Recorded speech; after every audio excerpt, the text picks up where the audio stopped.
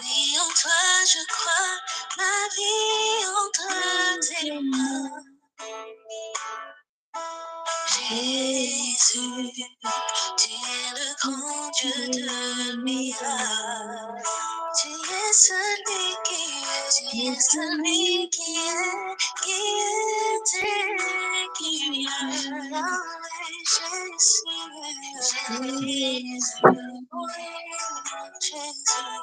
Jésus, oui, en toi je crois, oui, en toi je crois, ma vie entre tes mains. Jésus, tu es le grand Dieu de miracles. Tu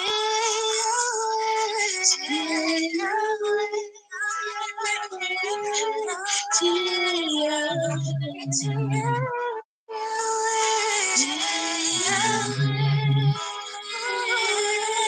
tu es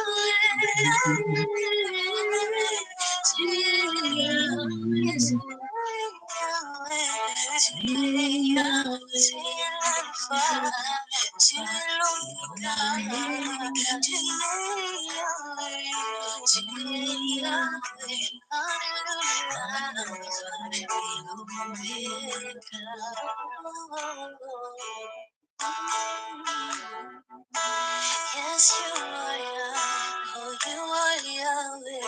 Oui, je sais que tu es Yahweh.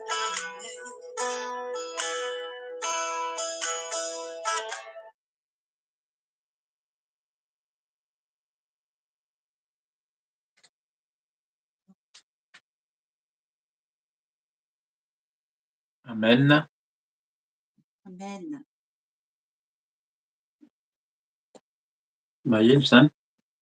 Eny tompoko, ho manomboka Eny ianao. tompoko dia faly miarabantsika tsirairay avy amin'ny anaran'i Jesosy Kristy Tompo amin'ny alalan'ny vidéo indray zany sy amin'ny alalan'izao fotoana mivantana izao ato amin'ny YouTube ka dia ny Tompo ombantsika tsirairay avy sy hanatrika antsika tsirairay avy amin'izao fotoana izao ary samy hamangy ny fanahy masina hamangy antsika amin'ny toerana misy antsika tsirairay avy ihany koa.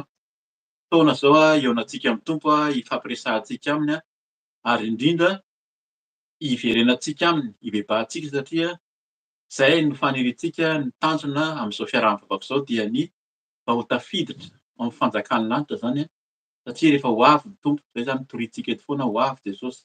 Izao no andro farany efa akaiky raha ny zavatra hitantsika maneran'izao tontolo izao dia efa manambara mihitsy fa efa akaiky efa ho avy ny Tompo fa mila miono antsika mba tsy isika tsirairay avy no lavina rehefa eo am-baravaran'ny lanitra zany ka izay no anaovantsika fotoam-pivavahana.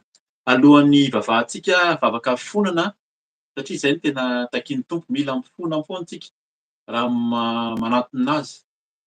Izay masina ihany hozy izy nahita an'Andriamanitra ary Andriamanitra tsy mihaino mpanota. Ka antsika tsirairay avy izao dia mpanota tsy miendrika ao anatin'Andriamanitra dia mila mifona amin'ny Tompo fa tsy hainy mivavakantsika izy. Izay zany efa fampianarana efa apetraky ny Tompo. Misy zany ny hoe fiaraha-mivavaka tonga dia hanao fiderana, hanao fankalazana fa ny takian'ny Tompo dia mifona manetry tena araka ny tena nataony tamin'ny Mosesy sy tamin'ny Joshua hoe esory ny kapa eny an-tongotrao fa masina io tany hitsahanao io. Masina izao fotoana izao manatrika antsika ny Tompo ka tokony hanala izay tsy miendrika rehetra amin'ny fanantonana ny Tompo tsika. Ny tenin'Andriamanitra izay koa zany mila fantarina inona moa zany antony hifono antsika. Mila fantarina amin'ny fotoana inona ny antony hifono antsika. Androany ny tenin'Andriamanitra izay ametrahantsika ny fifono antsika dia eo amin'ny Job. Job toko voalohany, Job toko voalohany ny andininy voalohany ka hatramin'ny fahadimy ihany aloha vakintsika. Ao amin'ny bokin'ny Job zany toko voalohany andiny voalohany ka hatramin'ny fahadimy zay no angalantsika ny teny zay anatono antsika hibebahantsika vakiantsika ny teny amin'ny anaran'i Jesosy Tompo. Nisy lehilahy iray tany amin'ny tany Oza, Joba no anarany. Marina sy mahitsy izany lehilahy izany sady natahotra an'Andriamanitra ka nifady ny ratsy. Niteraka 7 lahy sy 3 vavy izy. Ny fananany dia ondry amanosy 7,000, rameva 3,000, omby 1,000, boriky vavy 500 ary mpanompo marobe. Nanan-karena be mihoatra noho ny zanaky ny atsinanana rehetra izany lehilahy izany. Fanao ny zanany lahy ny mifanasa ka nitety ny tranony avy ary nandefa iraka naka ny anabaviny tena mirahavavy izy miara-mihinana sy misotro aminy. Ary isaky ny tapitra nitsingerina ireo andro fianasana ireo dia nandefa iraka haka azy i Joba ka nanamasina ireny. Nifoha maraina izy ka nanolotra fanatitra dorana manontolo araka ny isan'izy rehetra. Fa hoy Joba, fandrao nanota ny zanako ka nandahan'Andriamanitra tao am-pony izany no nataon'i Joba mandrakariva. Amen. Very kely zany le farany eo hoe nifoha vao maraina izy ka nanolotra fanatitra dorana manontolo araka ny isan'izy rehetra. Fa hoy Joba, fandrao nanota ny zanako ka nandahan'Andriamanitra tao am-pony. Izany no nataon'i Joba mandrakariva. Zay zany mitondrantsika ny fibebahana hoe inona moa zany hoe hitondrantsika fibebahana amin'izay dia eto dia fampitandremana nataon'ny Tompo. Raha mivakiantsika zany le Joba dia tena hoe lehilahy marina sy mahitsy teo anatrehan'Andriamanitra. Ary zay nahatonga anazy natahotra ny amin'ny zanany. Ireo zanany zany dia tsy niteneniny hoe tena ilay zanany dia mahitsy sy marina fa Joba no marina sy mahitsy.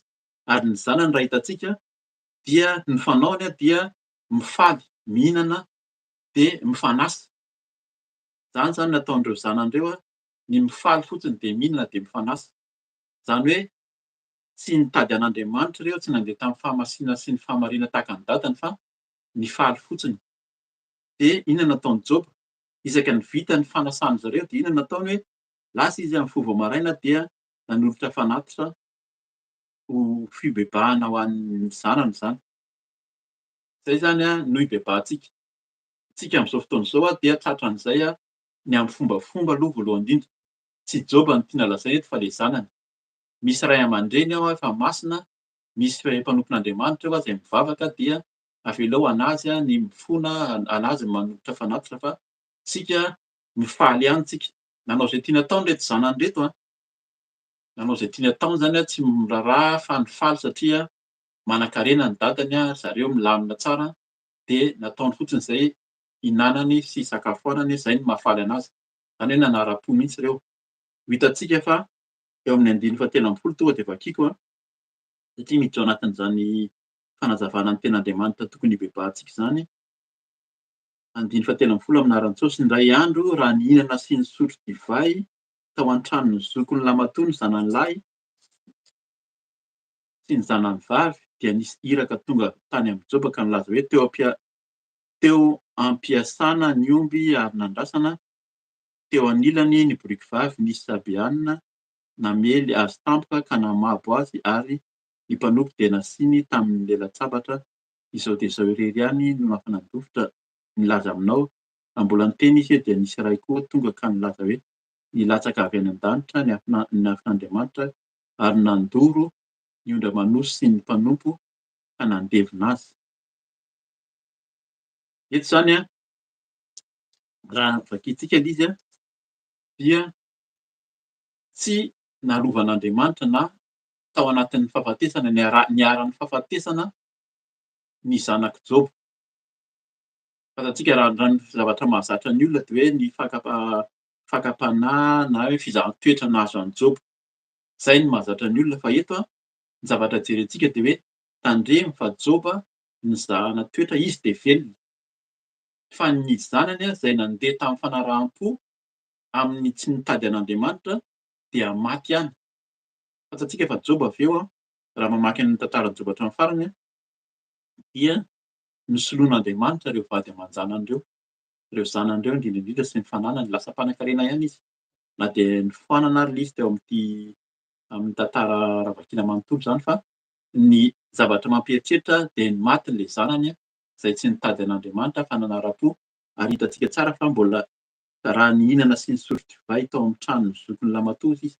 Zay zany ny fanaon'zareo ireo dia mamy divay dia mihinana manara-po fotsiny amin'ny fiainana satria ao anatin'ny fahavelomana, ao anatin'ny fananana harena dia mila mitandrina isika. Zay no ibebahantsika voalohany indrindra mibebaka isika tsy antehitra amin'ny ray aman-dreny na amin'ny olona mpanompon'Andriamanitra izay hoe manana ny fahamasinana sy ny fahamarinana fa izy dia arovan'Andriamanitra foana.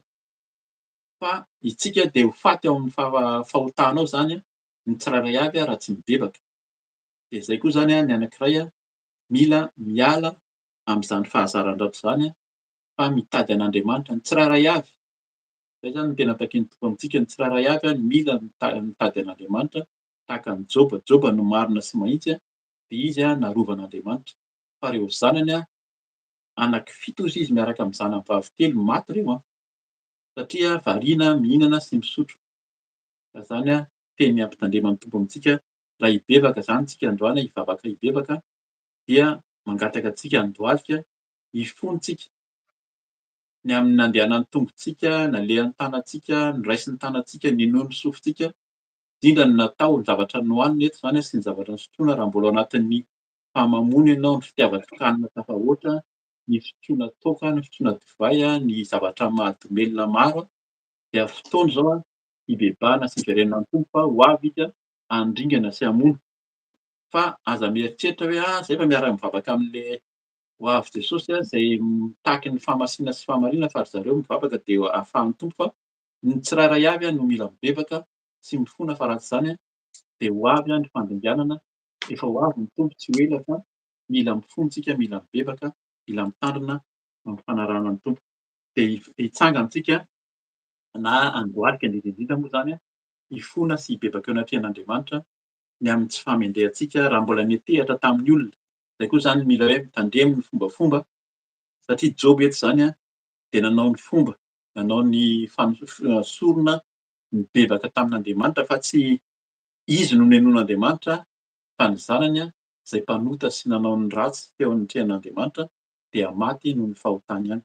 Izao tsika tsirairay avy samy hibebaka eo anatrehan'ny tompo handohalika isika dia hifoana sy hibebaka amin'ny tompo. Zahavantsika tompoko. Eny Andriamanitra iray manantona anao izay ankehitriny hampanetretena, mandohalika sy mifono eto anatrehanao. Maheno izany tantara izany izay heverinay izany fa tantara fa teny tianao ampahafantarina anay androany fa mila mibebaka izay tsirairay avy. Ny tsirairay avy no tianao hiditra ary ny tsirairay avy no vonjena. Tsy miankina amin'ny anaram-piangonana, tsy miankina amin'ny fombafomba fa ny tsirairay avy no tianao hitady anao amin'ny fony rehetra, amin'ny saina, amin'ny fanahy rehetra hozy ianao. Ka izay ankehitriny mitady anao amin'ny fonay, amin'ny fanahinay amin'izao fotoana izao, mifono aminao. Raha niantehatra tamin'ny endrika samihafa, raha nandeha tamin'ny lalan-dratsy tahaka ny zanak'i Job, Tompo faly amin'ny fihinanana satria manan-karena, manam-bola, salama, matanjaka dia mifono aminao raha niantehatra tamin'izany Tompo ary mifono aminao amin'ny fomba ratsy, ny fahazaran-dratsy dia tsy araka ny sitraponao. Eny raha mihiratra ny maso, raha mihiratra ny masoandro dia ratsy foana ny fonay, sainanay ka dia mifono aminao mba amin'ny alehan'ny tongotra. Raha nandeha tamin'ny lalana tsy araka ny sitraponao dia hifonana aminao Tompo. Raha nandeha nivily tsy araka ny sitraponao dia mifono aminao ankehitriny. Tompo raha mbola ankehitriny izay vao nanantona anao dia tario amin'ny lalana tsara, tario amin'ny lalana marina tahaka ny Job. Mahitsy hozy ianao, marina sy mahitsy. Raha andeha amin'ny lalana mahitsy dia manaraka ny teninao, manaraka ny sitraponao ihany. Izany ny fonana aminao sady mangataka ny rà anao Jesosy hanadio ny tongotra tsirairay avy, ny tongotry Tompo sasao ho hafa-keloko ny tongotrako dia angatahako ianao hanadio ny tanako raha nisy niraisin'ny tanana satria variana tamin'ny fisotroana, variana tamin'ny fihinanana tompo sy ny zavatra ety amin'izao tontolo izao dia ifonako aminao ny ray sy ny tanana nataon'ny tanako androany tsy araka ny sitrako anao dia ifonako satria ianao no mahay manadio, mahay manavao tompo, mangataka ny ranao hanadio ny tanako, hanadio ny tongotro ka dia misaotra indrindra satria ianao irery ihany no mahay manadio sy manova ny lalako rehetra mba handeha amin'ny fahamarinana, handeha amin'ny fahitsiana tahaka ny Joba tompo fa tsy ho faty ny variana amin'izao fiainana izao tompo. Ka dia izany koa no angatahako anao mamindrafo ary indrindra entiko aminao ny vavako, ny lelako, ny molotro raha niteniteny foana, mibedibedy foana, tsy amin'ny finoana, tsy amin'ny finoana fa variana koa tompo. Mihinana izay maloto, ny teny ratsy, ny teny izay tsy araka ny sitraponao nampalahelo anao tompo ny amin'ny fiteny, ny amin'ny nalaoka ny vava, ny tenen'ny molotro, bedibedy amin'ny lela dia ifonako aminao mangataka ny ranao tompo, hanadio tanteraka. Mino aho fa ianao nanotraka ny ranao soa teo amin'ny hazofijaliana, mampimanadio ka dia diovy ny lelako, diovy ny vavako, diovy ny fiteniko manontolo mba hiteny ny fahamasinana, hiteny ny fahamarinana irery ihany. Ka dia misaotra indrindra amin'ny ranao soa manadio mifono aminao ny amin'ny zavatra nijeren'ny masoko rehetra. Betsaka ny zavatra hitan'ny maso amin'izao zavatra miseho ankehitriny, hitan'ny masonay amin'ny zavatra misy eran'izao tontolo izao tompo matetika mampivily ny fonay, mampiherikerika anay mahatonga fisainana hafa, heritreritra maloto tsy araka ny sitraponao dia mifono amin'ny fijery rehetra ny amin'ny zavatra hitan'ny masonay tsy araka ny sitraponao. Sasao ny masonay mba ho diovinao tanteraka koa ny maso ka dia sasao tahaka ny hanadiovanao ny saina. Eny tompo izay miherikerika ny saina, izay tsy variana amin'izao fiainana izao tompo. Ny matetika mitondra tsy finoana, fisalasalana, mitondra fahakamoana, mitondra fahalainana satria mahita ny zavatra miseho ety amin'izao tontolo izao dia fonana aminao ny fisainana ratsy rehetra, fonana aminao ny fahakamoana, fonana aminao ny tsy finoana, fonana aminao tompo ny amin'ny fisainana rehetra ny fahalainana, ny fankalana, fonana aminao koa, fonana aminao ny amin'ny foko izay ratsy, feno fankalana, feno fisainana-dratsy dia ifonako aminao izany tompo. Variana koa ny foko, variana ny amin'izao fiainana izao tompo.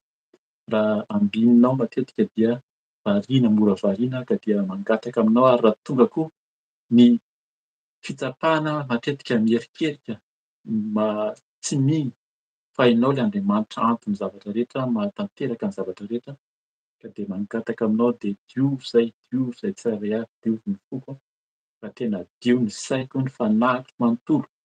Diovy tompo hitady anao tahaka ny Joba, handeha amin'ny lalana marina, handeha amin'ny lalana mahitsy, mba te hahitsy Jesosy, hahitsy hitady anao amin'ny fahitsiana, amin'ny fahamarinana rehetra ka dia misaotra indrindra amin'ny ranao soa manadio, misaotra amin'ny ranao narotsaka teo amin'ny hazofijaliana manadio sy manavao anay ka dia izany indrindra no teninao fa ny ranao izay narotsaka teo amin'ny hazofijaliana izany no tena fisotro manadio sy manavao ny ao anatinay ka dia sotroinay koa ny ranao Jesosy.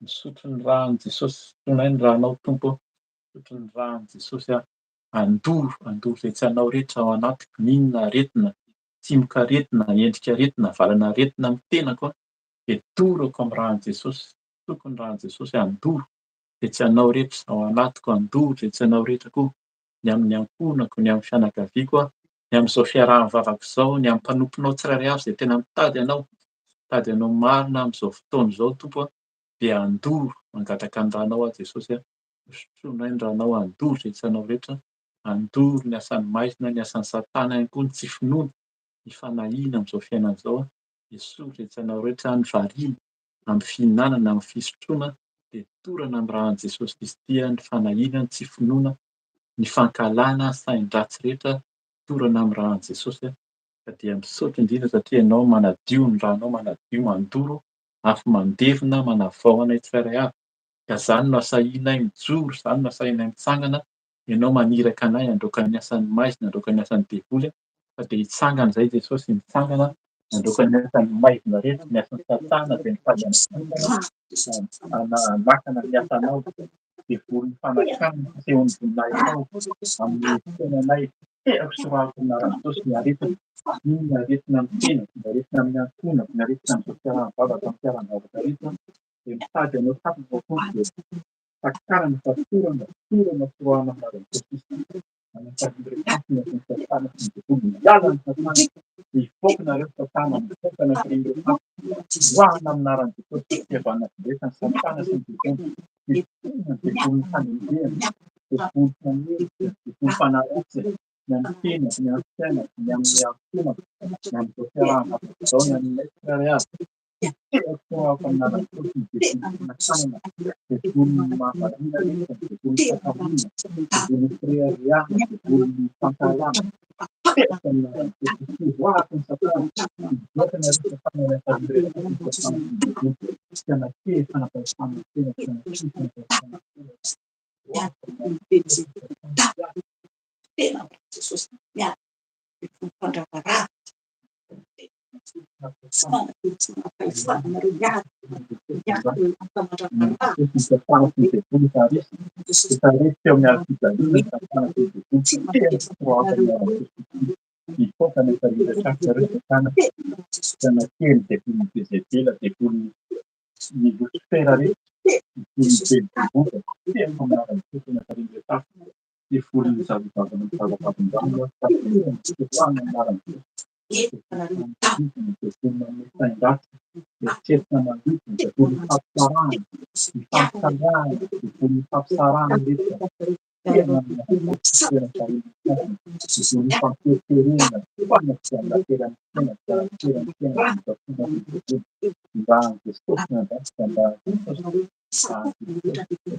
tirana ny satana anatarireo pasina afafo amin'ny antena afafo amin'ny tena sy ny raha raha anao tompafafy ny afafo amin'ny fikasana afafo amin'ny manana rehetra afafo amin'ny fiainana amin'ny atena fikasana amin'ny ataona rehetra mba ny Jesosy andasika mba ny Jesosy andasika fiainana nataony teo amin'ny fiainanay ny vaoka mandrakizay ny fikasana satana tena kely fanapahefana miasan'ny Jesosy satana fa hoahana aminaran'ny Jesosy anatarireo pasina mba ny Jesosy mandasika mba ny Jesosy mandasika namiasika miasany vilaitao ny Jesosy feolonay taony fiainanay takan'ny Jehova fa dia eo ary tompony fantatanana eo ary ny fitsapana dia mino izay fa ianao mandesy izay miaraka aminao mandesy izay miaraka aminao Jesosy Kristy mandesy izay satria Andriamanitra mahery Andriamanitra velona ny Andriamanitra izavanay dia ianao nampiana ianao ny ivavanay ianao nampitonay ianao ny ivavahanay ianao ny fotoana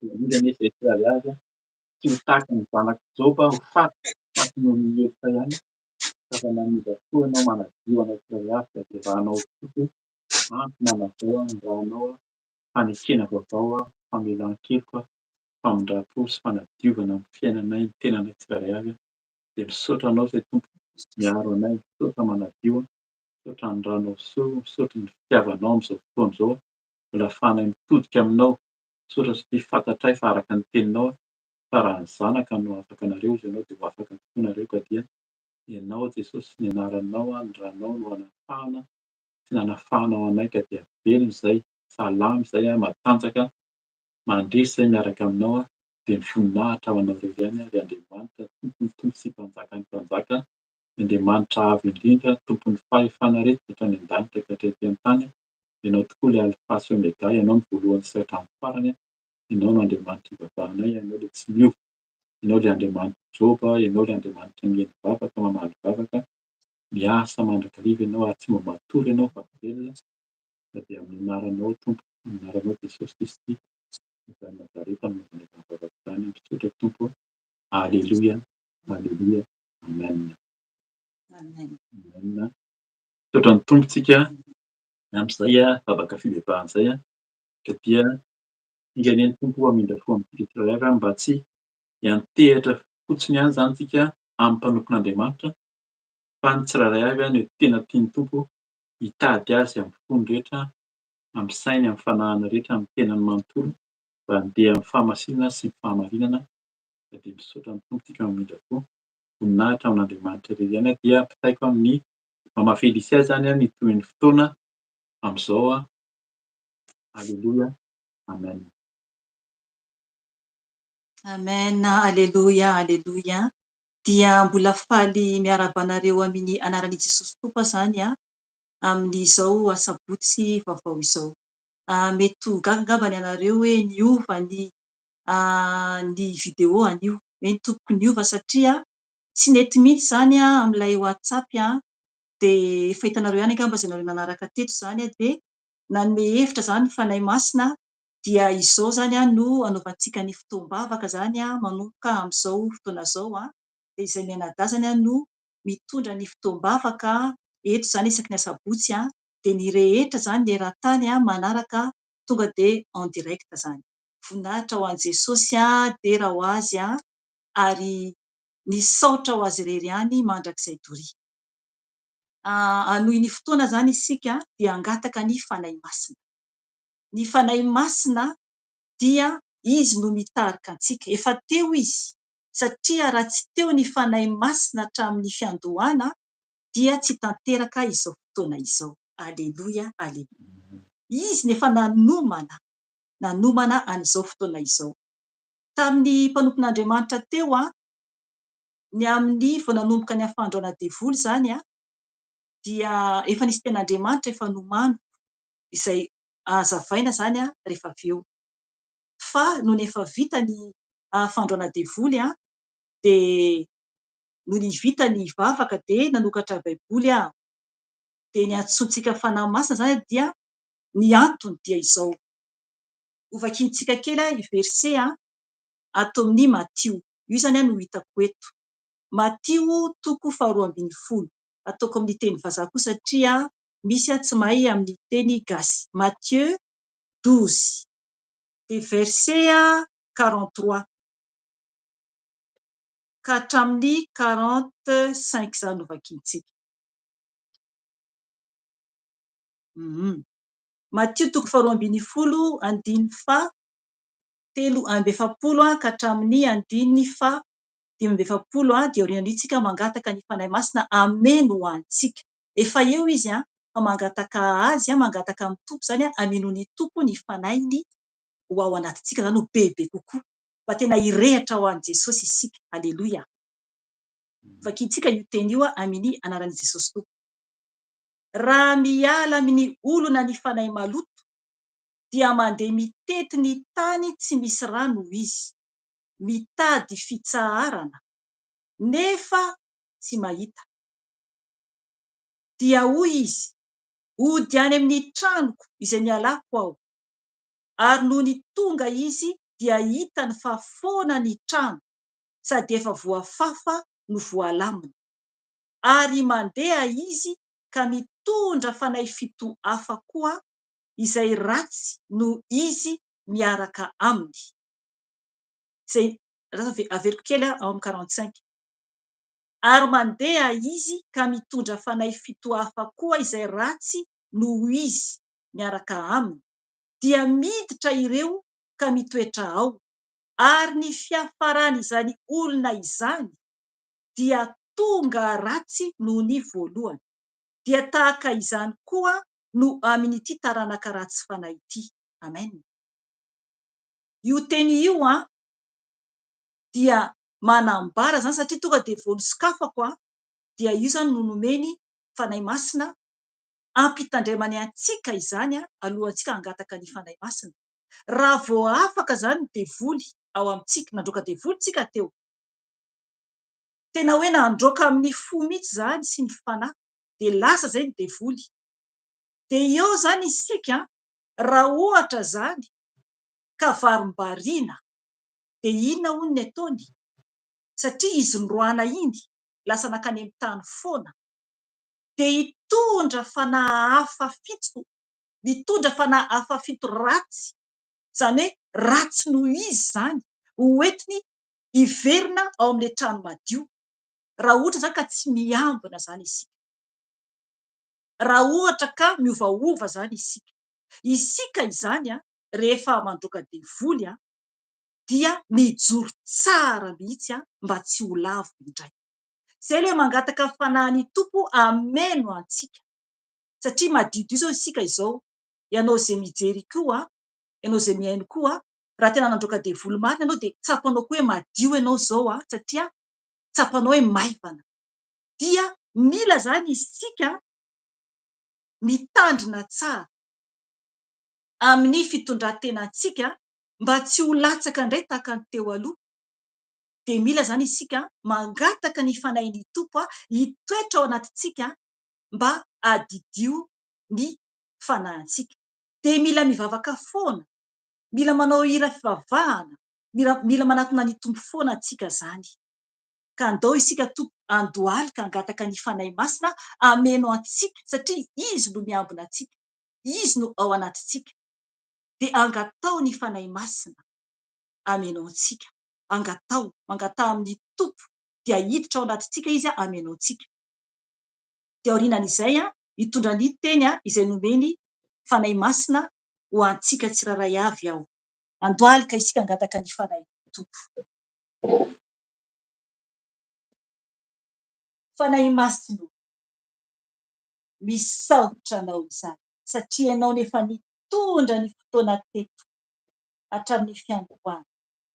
Misaotra anao izahay ray, satria ianao no miasa, ianao no nanome ny fitaovana, ianao ray no manamboatra anay.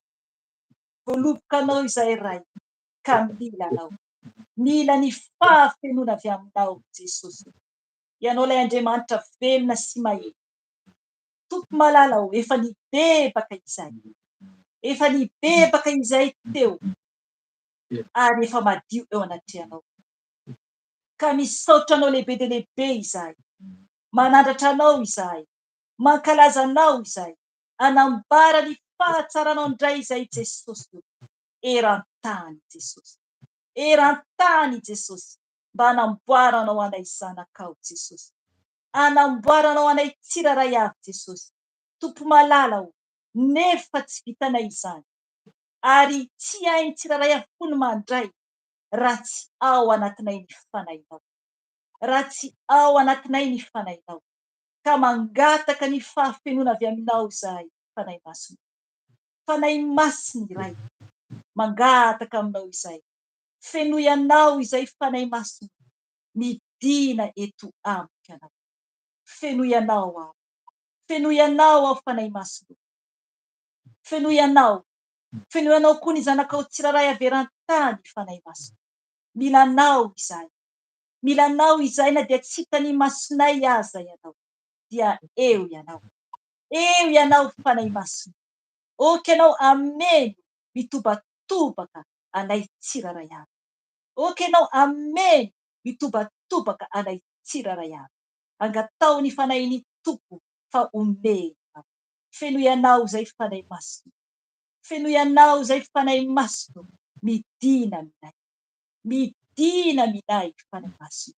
Tario ny fotoana iny, oka ianao no hiteny amin'ny alalako, ka ny nofoko rehetra dia tsy hanana anjara amin'izao fotoana izao. Oka ianao hiteny fanahy masina, ampianaro izahay, anaro izahay, amboary izahay, mba tena ho tany lonaka tokoa ny ao anatinay tsiraray avy, mba tena ho tany lonaka tokoa ny ao anatinay tsiraray avy. Tahaka ny Joba izay noentiny mpanomponao teo, tahaka ny Joba, eny Jesosy eo, izy tokoa no navotanao, fa ireo zanany dia maty avokoa. Jesosy eo, isam-batan'olona izahay, isam-batan'olona no mila manatona anao. Ka oka izay tompo, ho fenonao ny fanahy masinao, fenoy ny fanahy masinao izay, fanahy masina, fenoy anao izay, fenoy anao izay fanahy masina, fenoy anao izay fanahy masina. Kasio izay tsiraray avy, kasio izay tsiraray avy eran-tany fanahy masina, kasio izay tsiraray avy eran-tany fanahy masina. Fanahy iray, fanahy ny fahazavan-tsay, oka ianao hitarika anay, anazava ny sainay tsiraray avy, anazava ny sainay tsiraray avy. Ampianaro izay fanahy masina, oka ianao ampihiratra ny masom-pananay tsiraray avy fanahy masina, mitenena fanahy masina, ampianaro izay, avaozy izay fanahy masina, avaozy izay fanahy masina, fa mila anao izay, fenoy anao izay fanahy masina. Misaotra anao fanahy masina, misaotra anao fanahy masina, satria ianao dia manambara fa izao rehefa tia dia tia hatramin'ny farany hoy ianao.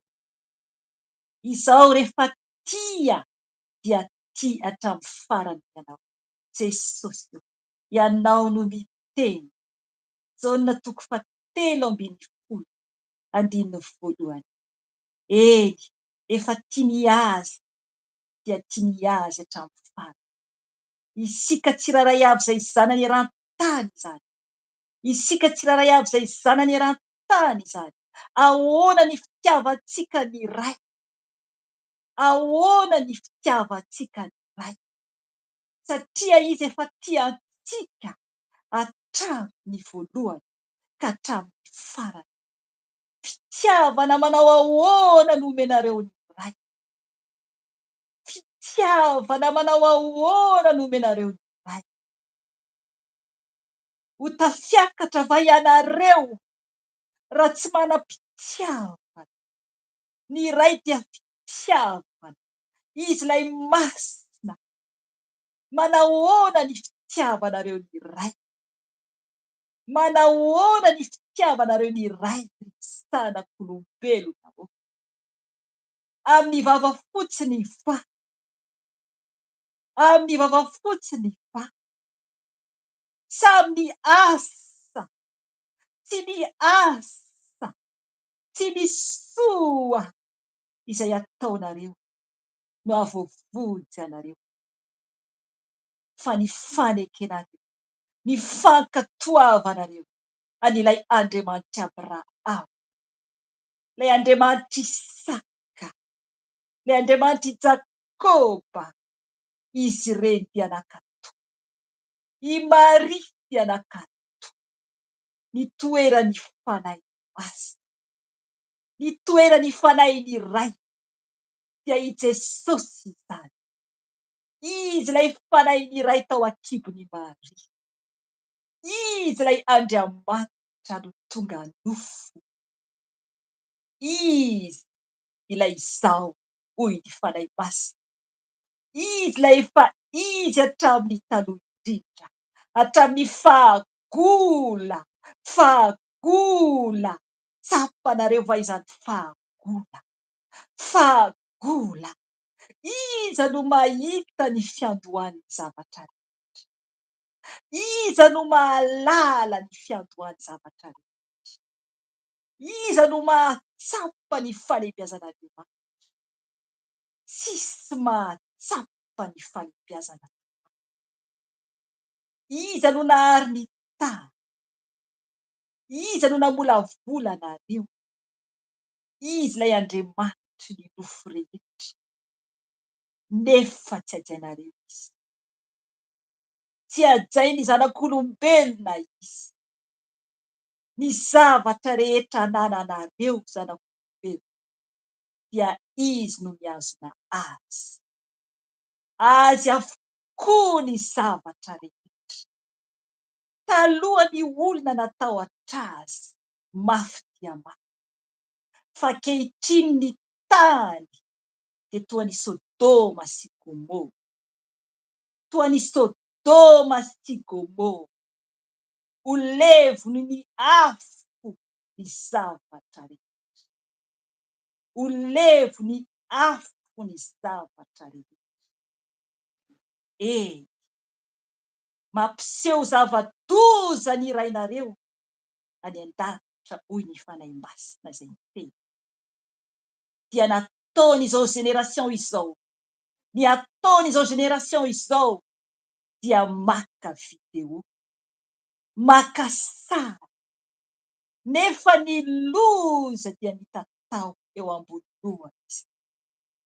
Ny loza dia mitatao eo ambony lohan'ity génération maditra ity.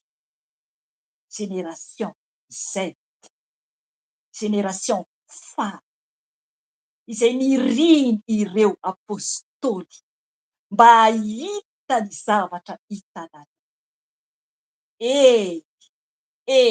Teknôlôjia, satria be loatra ny olombelona ka tsy maintsy misy ny teknôlôjia mba hahafahany teniko tonga eran-tany. atranaty ala izany, nefa ny maro mampiasa n'izany ho an'ny Satana, firehareana, fitiavam-bola, fifananana, fijejojejona, repentance mandrapeviny Jesosy. Eny izy tompo no ny teny hoe mibeba, efa mbiakaiky ny fanjakany lanitra, efa fara ianareo izao, efa farany ianareo izao, tena farany. Tsy teny intsony aho hoe ho avy ny loza, fefa eo ny loza, efa eo ny loza. Jerevy la France, jerevy la France, ireo punaise, biby kely toy ny tamin'ny andron'ny Farao, toy ny tamin'ny andron'ny Farao no tonga ao a Frantsa. Tsy voavony izany fa nipary. Jerevy ny eran-tany, jerevy ny Islande, jerevy tremblement de terre, jerevy ny eran-tany, ady samihafa, filazana ady samihafa, tsy fankatiavana, tsy fanarahan-dalàna, didin'olombelona, fitiavan-tena, te hisandratra avokoa, fa ho ahetin'Andriamanitra, fa ho ahetin'Andriamanitra, tonga tahaka an'ireo zanako Joba, araka ny teny nomeko any evangelista teo. Tonga tahaka an'ireo zanako Joba, fety, fihinanana, fifaliana, fahalotona maro samihafa. Ny marina dia imarina hatrany, ny ratsy mbola hiratsy hatrany, ny maloto dia mbola hialoto hatrany.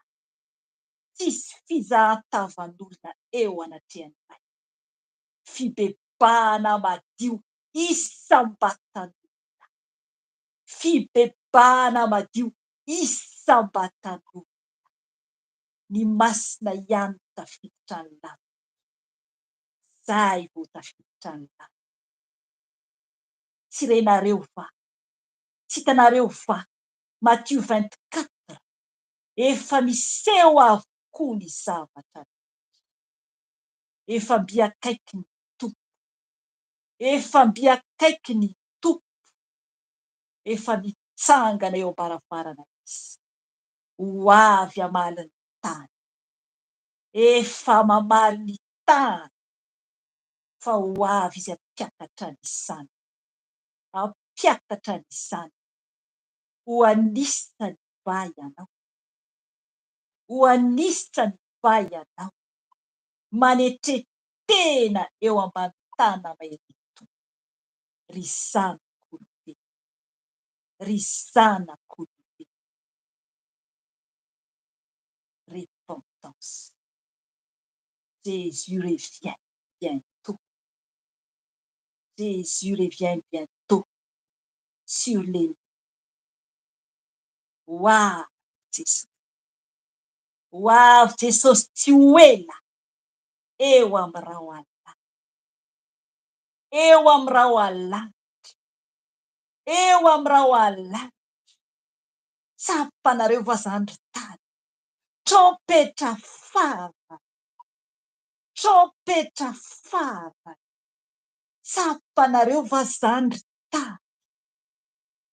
Eny, ny jamba miajamba trany, ny marenina miamarenina trany, manampitsofina, toy ny mahita olona manampitsofina aho eto, manampitsofina amin'ny tenin'ny tompo, manampitsofina amin'ny tenin'ny tompo, manampitsofina amin'ny tenin'ny tompo, tsy te are intsony ny teny. Toy ny mahita olona mitana-kanina ao jamba, mamindra, mitsapatsapa ny amin'ny kakazo eny an-tanany, eny tanany ilay kakazo toy ny tehana mamidra atsanany eo atsanany eo alohany atsana dia ny afobe izany so dia anisany izany ianao zanak'olobe so dia anisany izany ianao zanak'olobe mibeba misaramy raky efa kaiky ny tompo efa kaiky ny tompo aza lany fotoana ho an'ny tenanao mieritreritra hoe kristianina ianao nefa ny ianao ihany ho voafitaka ianao ihany eny no very miverena amin'ny tompo ianao arao ny teny enoy ny baikony aza manamafy ny fonao fa ho avy ny fotoana ampanginako ny mpanompo tsiraray avy ny mpaminariko tsiraray avy rehefa tonga ny fotoana ampanginako an'izy ireo dia vitatreo anadinako anao ny teny izay henonao rehetra nefa tsy nakatoavinao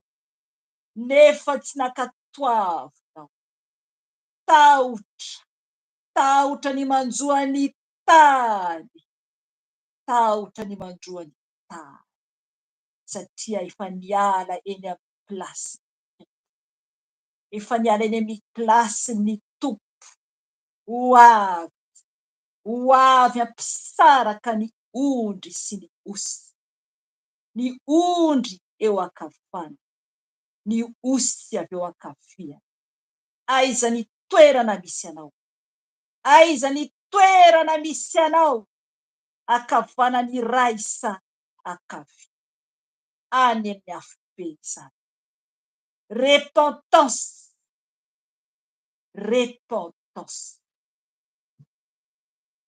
aza miady toerana intsony aza miady anaram-piangonana intsony aza miteny hoe ny fiangonanay dia izao ny pasteranay dia izao ny mpitondranay dia raha any mitandrema fa tsy any tompo raha mitondra olona olohany anao ny tompo no arahina ny tompo no enohina fa raha jamba no mitarika anareo dia jamba koa ianareo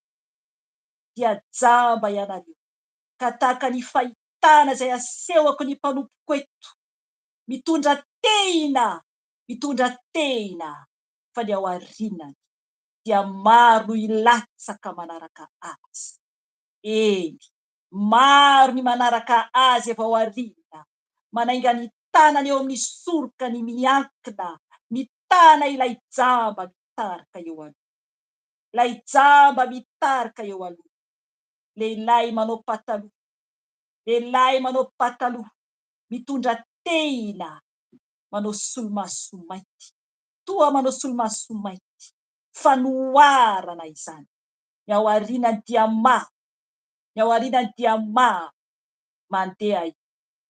mandeha izy dia maro ny manakina ny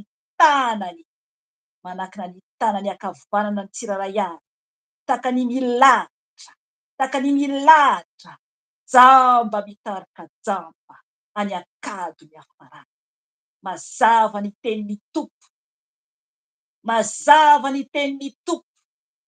amarino avokoa anatin'ny teniny izay rehetra ambara aza manaiky voafitaka ianareo ray ihany no ray dia Andriamanitra ray ihany no ray dia Jesosy Kristy aza milaza ho ray olombelona ho anareo ity ambony tany fa ray ihany no rainareo dia Andriamanitra ry zanak'olombelona ho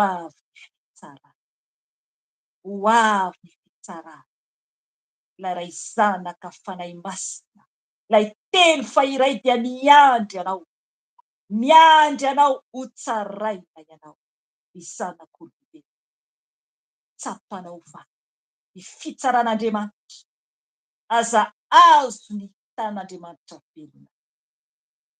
Enganie ka tsy ho tratra ny fitsaran'Andriamanitra ianao, satria tsy ho zaka ny nofo izany, fa fahaverezana mandrakizay no hiantitra. Fahaverezana mandrakizay no hiantitra eo anatin'ny fitsarana. Zay teny amin'ny tany. Fahamasinana anatiny sy ny velona. Fahamasinana anatiny sy ny velona. Izay tsy mankatoy izany dia afo be no miandry. Any no misy any Satana sy ireo vorongony. Any no misy any Satana sy ireo vorongony. Ny alika, ny mpanompo sampy, ny mpanao ody ratsy, ny mpandaika. Eny any amin'ny afo be. Any amin'ny afo be. Apocalypse 21, 8. Apocalypse 22, 15. Okahy be baka ianareo tsiraray avy, zanak'olombelona, zanak'olombelona. Ali misaotra fanay, misaotra fanay.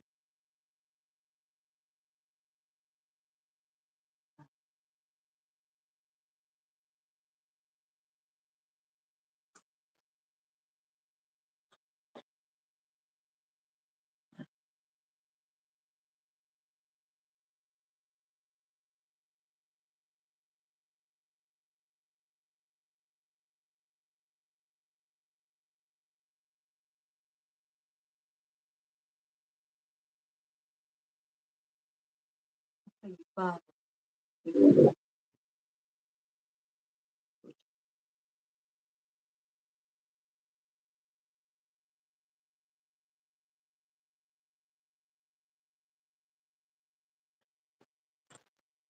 Sotranao fanamasina. Sotranao fanamasina. Teny aminay misotranao mananatra anay. Iteny mampahafantatra anay ny marina ny amin'ny fanarahananay. Izao tokoa ny andro farany, izay mba tsy ho tratra ny fitsarana amin'ny fahazaran-dratsy amin'ny fomba sy ny fahazarana ity amin'izao tontolo izao, mba hitady ianao amin'ny fonay rehetra tokoa. Eny Tompo hitodika aminao, hiverina aminao, mba ianao no hiasa ao anatinay, fa madio tokoa izay.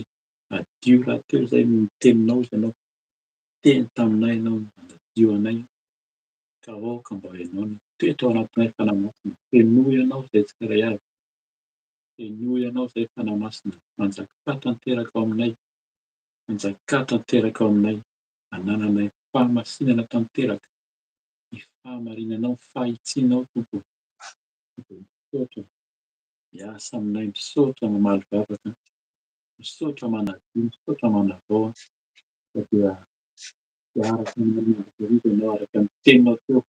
Fa ianao rehefa tia dia tena tia hatramin'ny farany, ka izany koa no takianao anay, mba tena ho tianao, mba ho tianao hatramin'ny farany, fa tsy hiovaova, tsy hiovaova Tompo, tsy ho variana, tsy hierikerika, ary indrindra tsy handahanao, fa tena hatotry anao hatramin'ny farany, fa ianao Tompo namiraka ny zanaka ilay fotoana Jesosy Kristy, ny famonjena, ny fanavotana ary fiarovana aminay hatramin'izao koa fotoana.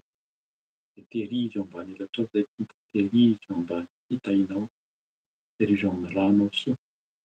Misaotra miasa, misaotra mamaly vavaka, misaotra koa miteny aminay dia mitenena koa araka ny fombanao fa vao miteny koa Tompo, na ny fitsaponao hafa mbola tianao ambara ankehitriny, tenena amin'ny alalan'ny mpanomponao fa vonikeno izay amin'ny anaranao Jesosy Kristy nanaovana izany vavaka izany. Aleloia. Amen.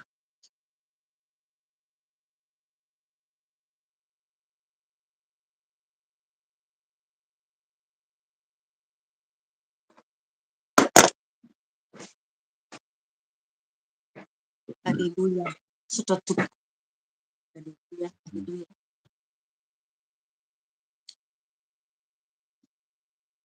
Sotran'i Jesosy tsika ny amin'ny teny izay afatra nomeny fanahy masina antsika tsiraray avy voninahitra ho an'i Jesosy dera ho azy aja ho azy isaorako ny tompo lehibe satria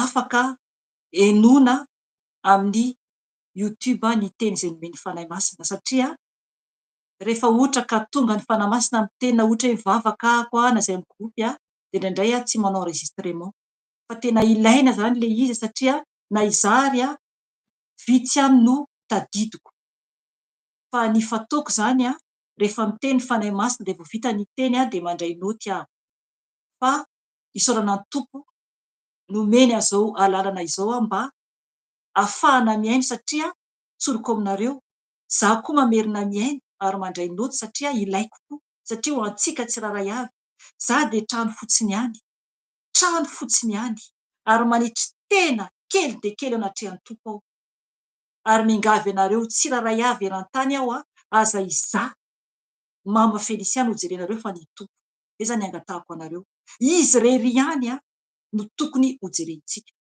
ary tokony isika tsiraray avy hiezaka anatona an'i Jesosy. Oka isika tsy toky amin'ny olombelona hoe io mama Felisia na io evangelista Erika ka izy no atokisanay kokoa azafady. Mila isika mifikitra bebe kokoa amin'i Jesosy satria izaho teo aloha dia ohatr'izany koa nitoky tamin'ny olombelona nefa ny tompo nampafantatra hoe natsony anao ny asany dia izay no asain'ny tompo hoentiko entinay menadà moa zany satria mitovy mihitsy ny lalana alehanay menadà zany hoe ny tompo miteny dia mampita aminareo izahay fa manatona amin'i Jesosy bebe kokoa aza miandry olona fa manatona an'i Jesosy dia voninahitra ho azy satria mbola fitiavany antsika matoa isika anarin' Jesosy. Alleluia. Amen.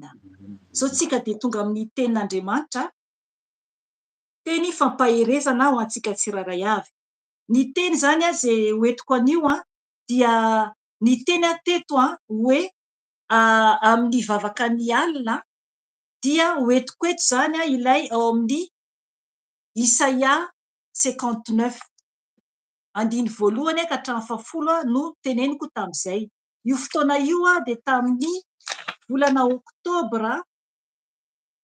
tamin'ny oktobra lasa zany 7 oktobra izay tato amin'ny direct zany dia niteny izay dia nampatsiahy ny fanahy masina hoe mbola tsy tanterako ilay teny nambarako dia izay teny fampatsiavan'izay no natonga nandray ilay teny anio zany hoe tsy amin'ny alimbavaka zany ilay fataoko teo aloha no amoahana ilay teny fa izao amintsika amin'izao fotoana izao dia horaisitsika zany ny bokin'ny Isaia 7:50 raisitsika ny andiny voalohany ka hatramin'ny 5:10. Esaïe 59 verset 1 à 15 io zany no horaisitsika hovakintsika dia azavain'ny fanahy masina zany io teny io amin'ny anaran'i Jesosy tompo. Tsikely fa lafo le prizeto fa manelingelina an'le amin'ny baiboly. Isaia 7:50 andininy voalohany ka hatramin'ny 5:10 no horaisitsika zany fa teo aloha hatreo amin'ny 10 ihany no vakiana zany no raisina zany fa zao zany horaisitsika zany hatramin'ny andiny 5:10. Hovakiko ny teny amin'ny anaran'i Jesosy tompo dia afaka manaraka koa ianareo. Ny eloka mampisaraka amin'Andriamanitra zay zany no titra.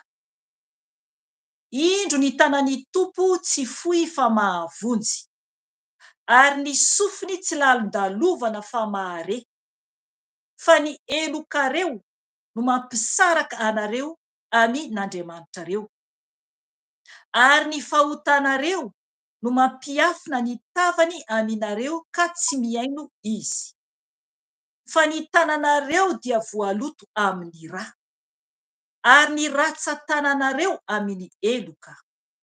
Miteny lainga ny molotrareo, ary mibedibedy faharatsipanay ny lelanareo. Tsy misy mitory olona araka ny fahamarinana, na mandahatra eo amin'ny fitsarana araka izay tena izy. Matoky ny misavorovoro sy miteny zava-poana izy, torotoronina fampahoriana izy ka miteraka loza. Mikotrika atodiny menarana izy, ary manenona tranokala. Ho faty izay omana ny atodiny ireny, fa raha vakiana iny dia menarana no miporitsaka avy ao. Ny tranokalany dia tsy azo atao fitafiana, ary tsy mahatafy azy ny asany. Ny asany dia asa mampahory, ary herisetra no eny an-tanany. Ny tongony dia miriotra ho amin'ny ratsy, sy milomay handatsaka ny rany tsy manan-tsiny. Ny fisainany dia fisainana fampahoriana, fandravahana sy fandringanana no eo amin'ny alehany. Tsy fantany ny lalan'ny fiadanana, ary tsy misy rariny ao amin'ny alehany. Nataony miolakolaka ny lalany, koa na iza mandeha izany dia tsy mahita fiadanana. Noho izany dia lavitra antsika ny rariny, ary tsy mahatratra antsika ny fahamarinana. Miandry ny mazava isika nefa indro ny maizina, ary miandry ny fahazavana nefa mbola ao amin'ny aiza-pito ihany no andehanantsika. Mitsapatsapa manara-drindrina tahaka ny jamba isika.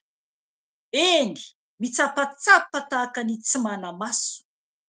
Tafitohina amin'ny mitatao vovonana tahaka ny amin'ny maizimaizina isika, ary ao anatin'ny hery sy tanjaka nefa tahaka ny maty. Mierina tahaka ny bera isika rehetra, ary mitoloko tahaka ny voromailala.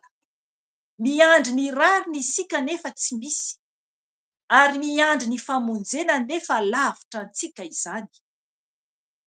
Fa betsaka eo anatrehanao ny fikomianay, ary miapanga anay ny fahaotanay. Eny, tsaroanay ny fahadisoanay, ary fantatray ny elokay. Fikomiana sy fandavana ny tompo. Fialana amin'ny fanarana an'Andriamanitray. Teny mampahory sy fikomiana. Famoronana sy famoahana teny lainga avy ao am-po. Mihevitra ny rariny, azafady, miemotra ny rariny, ary mijanona eny lavitra eny ny intsiny. Fa tafitohina eny ankalalana ny fahamarinana, ary tsy mahazo miditra ny intsim-po.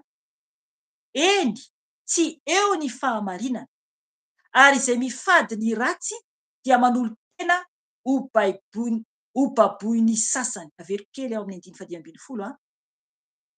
Eny, tsy eo ny fahamarinana, ary izay mifady ny ratsy dia manolo-tena ho baboiny sasany.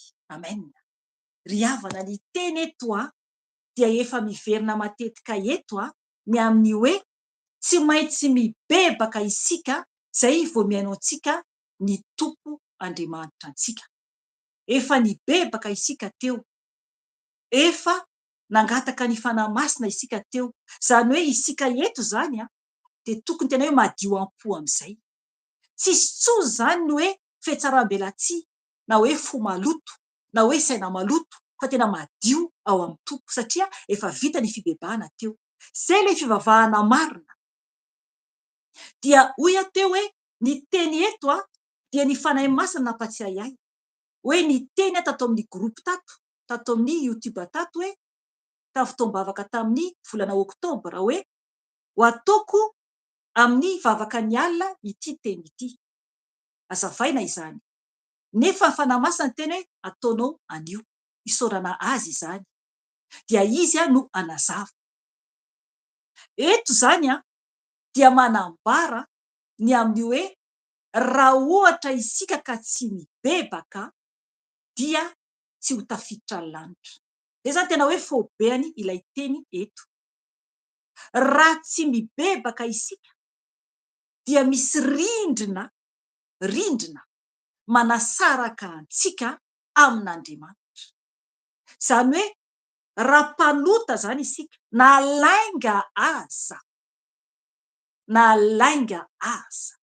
dia rindrina io manasaraka antsika amin'Andriamanitra. Ny lainga dia voambara any amin'ny boky ny Apokalipsy. Andao vakiana satria tsy maintsy hamarinina foana mantsy ny teny. Ao amin'ny boky ny Apokalipsy toko 2:20 andiny 5:10 tenen'ny fanamasina teo zany. Hovakiko ny teny amin'ny anaran'i Jesosy Tompo. Fa any ivelany alika, ny mpanao ody ratsy, ny mpijangajanga, ny mpamono olona, ny mpanompo sampy, ary izay rehetra tia lainga sady mandainga. Amen. Any ivelany hoy izy. Izany hoe tsy ho tafiditra any an-danitra izany.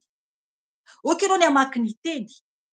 Fa eo aloha andiny 4:20 dia manambara ny amin'ny hoe izay manasa ny akanjony dia mba hanana fahefana amin'ny hazonaina. Zany hoe lainga fotsiny tompo dia ahafahantsika averiny ny fanahintsika any amin'ny hafobe. Zay no mahatonga sarotiny. Mahasarotiny be hoe raha lainga kely fotsiny. Tena hoe tsy azo ekena raha olona iray no miteny hoe mandainga ianao nefa raha ohatra ka tsy lainga no nambaranao. Tsy maintsy mijoro zany ianao. Fa raha tenen'olona kosa ianao mandainga ianao ka tena lainga ny ataonao dia mibeba ianao. Mibeba satria rehefa lainga dia lainga. Mahavery any amin'ny hafobe. Mahavery any amin'ny hafobe. Ka mila mitandrina mafy isika. Eto dia mahatsiaro ampatsivy fanamasina zavatra anankiray tena lehibe goavana be. Tamin'ny izay mbola tao anatin'ny hoe manao fetina Noël zany dia tamin'izay zanako lahy mbola kelikely. Dia indray andro zany ny teny marina taminy satria hitanareo fombantsika mantsy raha mbola nanao an'izay zany ianao tsy haiko na mbola manao an'izany ianao fa zay zany tsy manao an'izay intsony. Dia ny fatao zany ny amin'ireny tamin'ireny dia mividy cadeau dia atao eo ambany sapin na atao tongom-pandriana. Dia indraindray zany ny ataoko dia ohatra hoe aparitako eo amin'ny salon ohatra dia osiko mentsona izy minadao hoe iza ny ianao amin'io. Dia atao ohatran'ny hoe anaty boaty isan-karazany zany dia mifidy hoe ity izy ity na dia hoe tsy anao ity fa ity. Izany hoe mba ohatranao manao akitsapaka kely zany. Dia indray andro zany teny tamin'ny zanako lahy hoe tsisy anie ny Père Noël. Tesitra be mihitsy izy. Tena tadidiko mihitsy. Tesitra be izy. Dia hoy izy ahoana hozy izy ohatr'izao zavatra noteneny ahoana izy nandengaina hozy izy. Maninona nandainga taminy. Tena tsy tia ny lainga. Nahoana hozy izy nandainga taminahy. Hitanareo zany ilay izy. Satria lainga zany. Isika zany raha miteny amin'ny zanakantsika hoe iny Père Noël dia hoe cadeau avy any amin'ny dadabe Noely. Lainga ilay izy. Lainga. Dia tesitra be ilay zanako hoe ahoana no mandainga amiko. Tsy marina zany zavatra zany hatramin'izay. Dia nifona ary rehefa nitako tena atrehan'ny tompo avokoa izaho tena nibebahako hoe Jesosy mifona anao satria tsy fantako hoe tsy mety Noël satria tsisy izany Père Noël zany. Efa nazavaiko teto any amin'ny vidéo hafany hoe Noël. Tsisy Andriamanitra. Oka ianao no hijery an'izany vidéo izany. Tena hoe fandengaina zany ilay izy. Lainga io dia ahatonga antsika any amin'ny hafobe. Zay ilay hoe repentance. Mila mibebaka isika amin'ny zavatra izay tsy fantatrasika nataontsika. Eto zany ny tompo dia efa mampafantatra sahady zany fanamasina eto fa lainga dia avery any amin'ny hafobe. Hovakintsika manomboka amin'ny andiny voalohany zany aloha no raisintsika. Andiny voalohany sy faharoa. indro ny tanany tompo tsy foy fa mahavonjy, ary ny sofiny tsy lalondalovana fa mahare. Fa ny elokareo no mampisaraka anareo amin'Andriamanitra reo, ary ny fahotanareo no mampiafina ny tavany aminareo ka tsy miaino izy. Amen. Mampatahotra izany. Asa nareo na ohatra rehefa mamaky tenin'Andriamanitra isika dia oka tsy ataontsika vaky teny fahazarana. Raha ohatra ianao ka mbola tsy manoatra anao hoe rehefa mamaky ny tenin'Andriamanitra dia tena hoe dinihako mihitsy hoe inona ny tiany tompo ambarana, satria Andriamanitra no miteny amintsika. Izy anie no miteny amintsika. Izy no miteny amintsika, ary io tenin'Andriamanitra io baiboly iananantsika io dia anadilany antsika ny teny voasoratra ao, ka mila mitandrina isika. Eto izany tenin'Andriamanitra dia manambara hoe ny tanany tompo tsy foy fa mahavonjy. Izany hoe mahavonjy antsika izy izany, mbola misy fanantenana zany avoavonjy antsika zanak'olombelona. Aza kivy zany ianao, tokony tsy ho kivy zany isika amin'izao fiainana izao.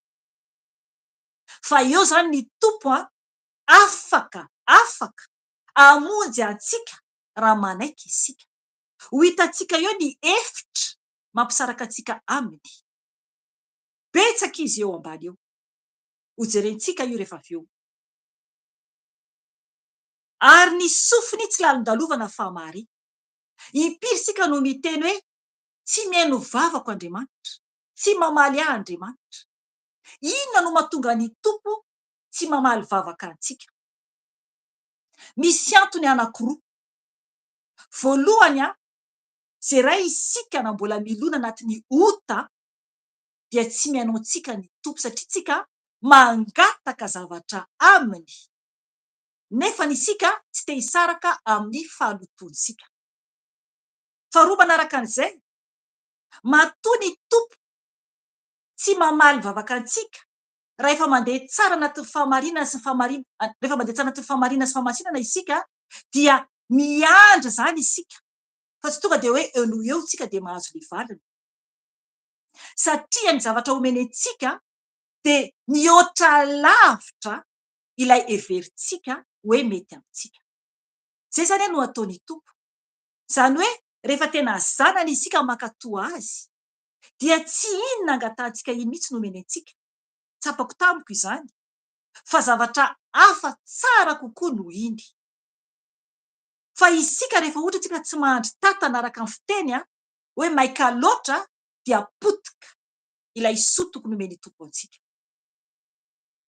Andriamanitra dia manana filaminana sy fandaminana, dia mila zany isika maharitra amin'ny zavatra izay angatantsika amin'ny tompo. Dia mila kosa ny isika tena hoe miorina tsara, fa tsy manaonao foana, satria ny tompo mijery antsika hoe raha ho azontsika ilay zavatra, ahoana no hitondrantsika ny zavatra iny, hoe tsika amin'ny faharatsiana ve sa hoe tsika ho an'ny tompo amin'ny fahendrena. Izany no tiany fanahy masina ambara, fizantsika ny teny tompo.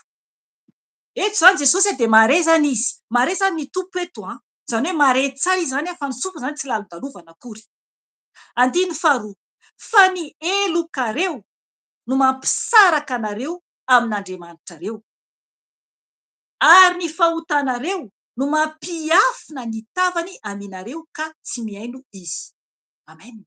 Eo zany le hoe ny fahotantsika izany, io fahotantsika io dia tena miafina mihitsy zany ny tompo, ny tavan'ny tompo amin'ny fahotantsika, satria Andriamanitra dia masina. Masina izy dia tsy te ahita loto. Ny fahotantsika io dia tena hoe fahalotona ratsy eo anatin'Andriamanitra, ka tsy afaka hijerentsika Andriamanitra. Alohan'io dia manambara hoe ny elokantsika zany no mampisaraka antsika amin'Andriamanitra. Io ilay efitra io ilay efitra mampisaraka antsika amin'Andriamanitra.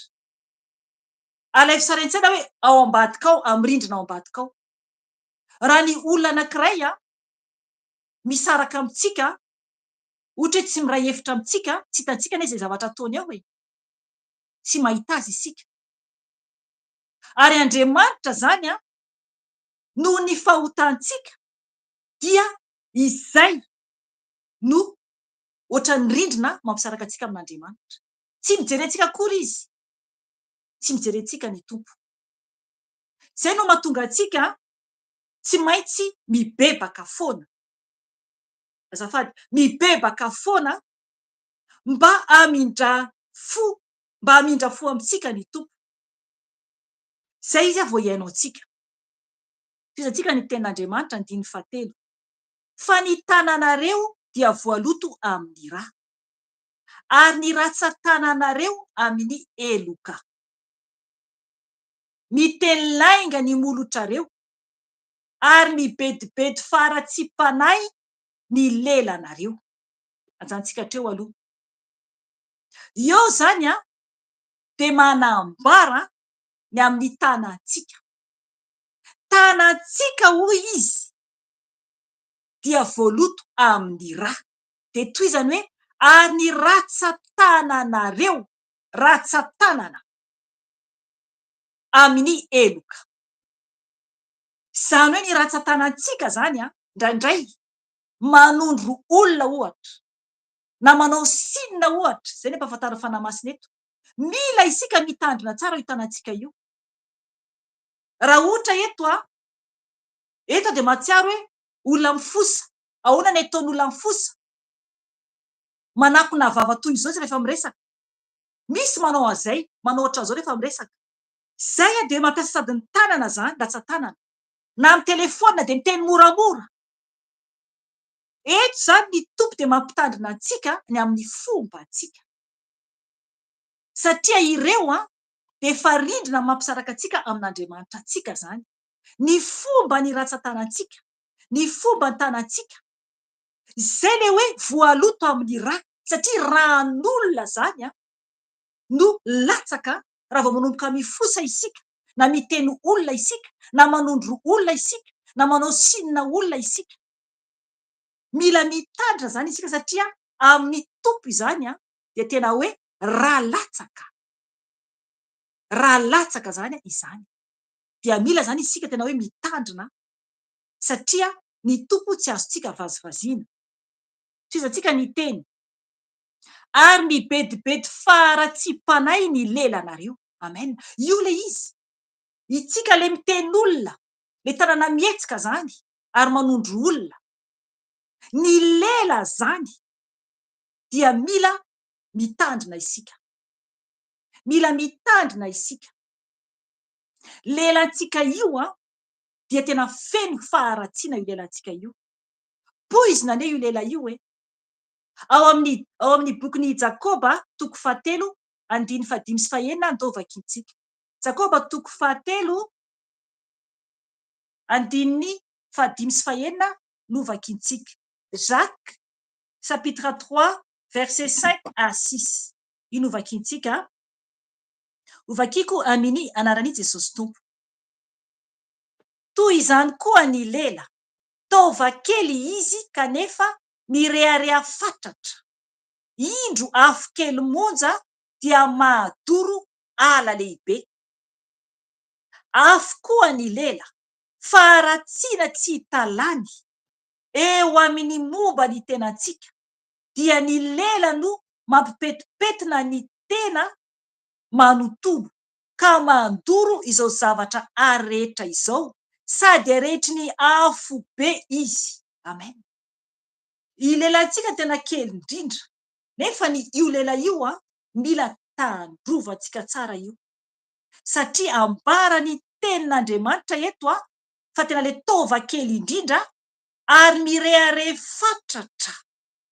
Mireare fatratra ary afo kely monja dia mahadoro ala lehibe.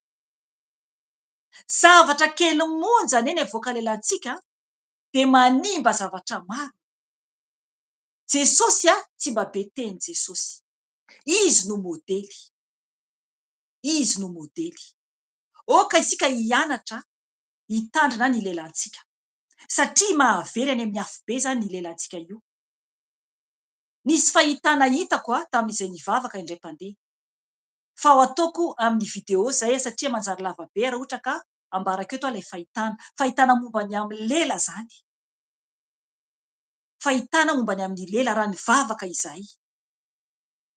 Ho ataoko video zay apetrako amin'i Jesosy dia ataoko video satria lava be ohatra ka ataoko eto. Iverintsika ao amin'ny Isaia 7:50 eo amin'ny 4 zao isika.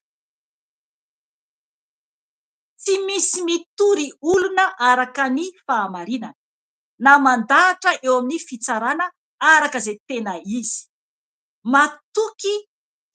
Matoky ny misavorovoro, tsy miteza vapoana izy, torotoronina fampahoriana izy ka miteraka loza. Amen.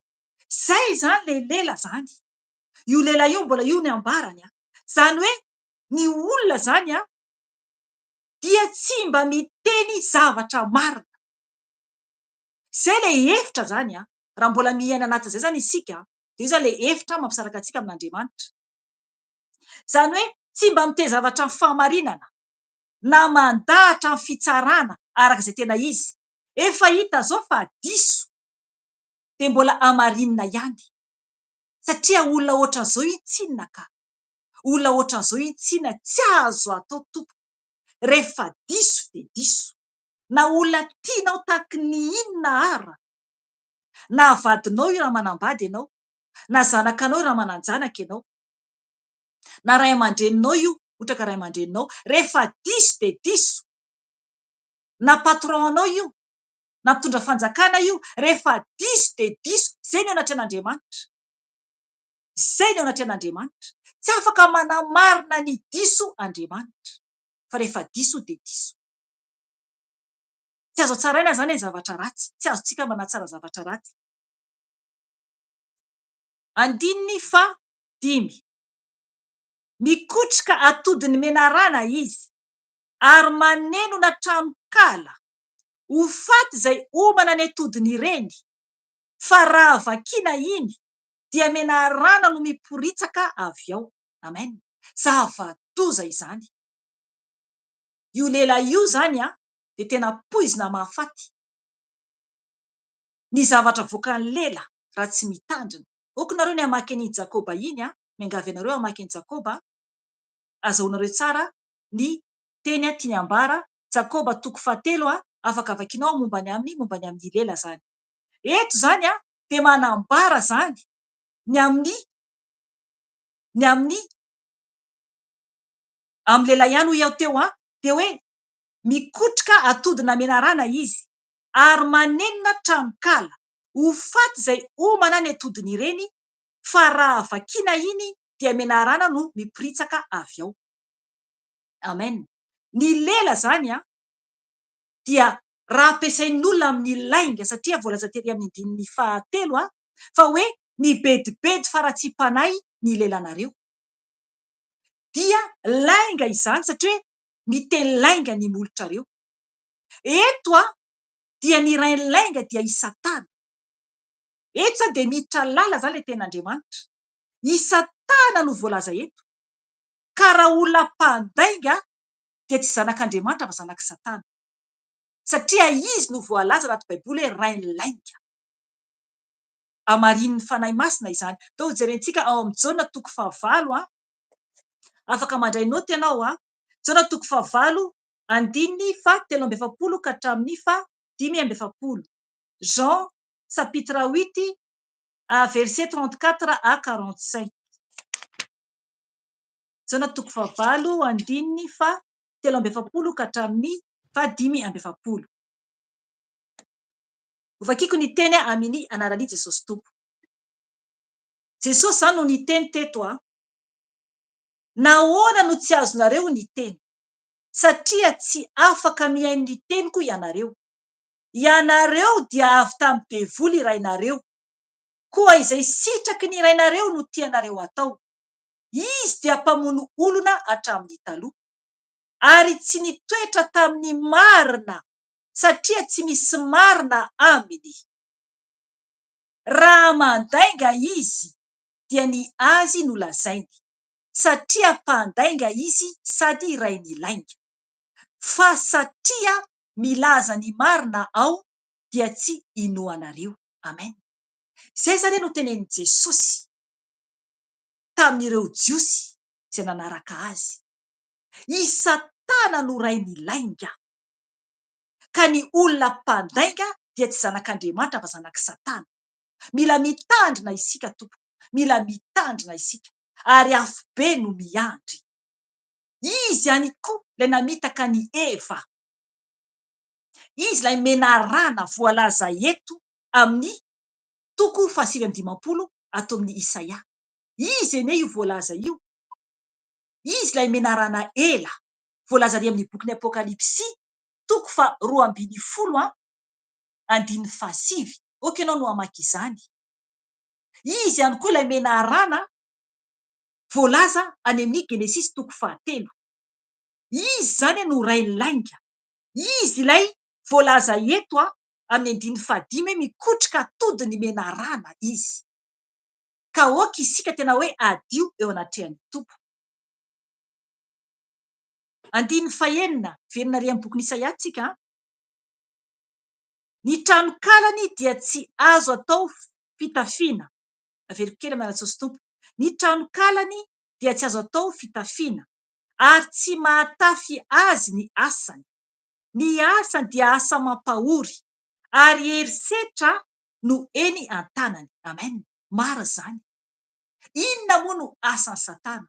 Andrava, mampahory, amono, angalatra. Zay ny asany. Inona no plasy misy anao amin'izao ora sy fotoana izao? Ahoana ny toe-piainanao amin'izao ora sy fotoana izao? Oka isika samy andiny tena tsika tsiraray avy izay mare izao video izao. 7. Ny tongony dia miriotra ho amin'ny ratsy, sy milomay andatsaka ny rany tsy manatsiny. Ny fisainany dia fisainana fampahoriana, fandravana sy fandringanana no eo amin'ny alehany. Amen. Ny olona anankiray izany, raha ohatra ka tonga hitady olana foana, raha tonga hitady ady foana, raha tsy mety milamina foana, andrava foana, anakotaba foana, de oka hiataka tsy moramora ianao. Oka hiataka tsy moramora ianao. Raha ohatra tsy mety alamina ilay olona miaraka aminao. Satria tsy any tompo izany. Ny tompo dia filaminana, fa tsy fifampandaniana na ady. Asan'ny nofo izany rehetra izany. Ny nofo, raha voabaiko ny nofo ny olona, dia fandravana, fiatsaram-belatsia, fialonana, tsy fitiavana. Any amin'ny bokin'ny Galatiana ny zavatra marina zany. Galatiana 5:5 no toetra ny nofo manomboka ny 5:7. Efa nambara teto izany. Tena hoe asan'ny nofo raha vao ohatra ka izay le olona, ka raha araky ny fanahy ianao dia tsy mety tafaraka ny nofo sy ny fanahy. Andao vakintsika anamarinana foana ny tenin'ny tompo. Galatiana 5:5 andiny 7:10 ka hatramin'ny 1:20 io ny amin'ny asan'ny nofo. Vakintsika ny teny amin'ny anaran'i Jesosy tompo. Galates chapitre 5 verset 19-21. Fa miharihary ny asan'ny nofo dia izao: fijangajangana, fahalotona, fijejojejona, fanompontsampy, fitehirizana ody ratsy, fifandrafina, fifandirana, adila, fialonana, lolompo, fifampiandaniana, fitsitokotokoana, fitsiriritana, fahamamona, filalaovan-dratsy sy ny toy izany, izay ampitandremako anareo rahateo tahaka ny nampitandremako anareo fahiny koa, fa tsy andova ny fanjakan'Andriamanitra izay manao izany. Amen. Hitanareo zany. Zay zany. Raha vao misy olona ray, olana foana no entiny ao aminao, ianao nefa miezaka ianao, reraka ianao farany. Olana foana, tsy mety milamina dia efa tsy mety zay. Tsy mety zay. Ao amin'ny tompo mila filaminana be ara-panahy. Ary mila fitiavana ao amin'ny tompo. Satria ny vokatry ny fanahy, tonga dia ho raisitsika ny amin'ny 2:20, tonga dia vakiantsika amin'izay, eo amin'ny Galatiana teo ihany, hatramin'ny 5:20 ho vakiantsika anaran'i Jesosy tompo. Ny vokatry ny fanahy kosa dia fitiavana, fifaliana, fiadanana, faharipo, famoram-panahy, fanaova-tsoa, finoana, fahalemem-panahy, fifehezantena. Tsy misy lalàna manohatra izany. Fa izay ihany Kristy Jesosy dia efa nanombo ny nofiny mba amin'ny faniriany sy ny filany teo amin'ny hazo fijaliana. Raha velona amin'ny fanahy isika dia aoka andeha araka ny fanahy.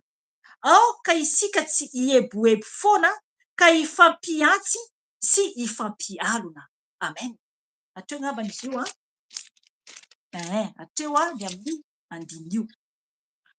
Eto zany manambara fa ny amin'ny fanahy dia fitiavana.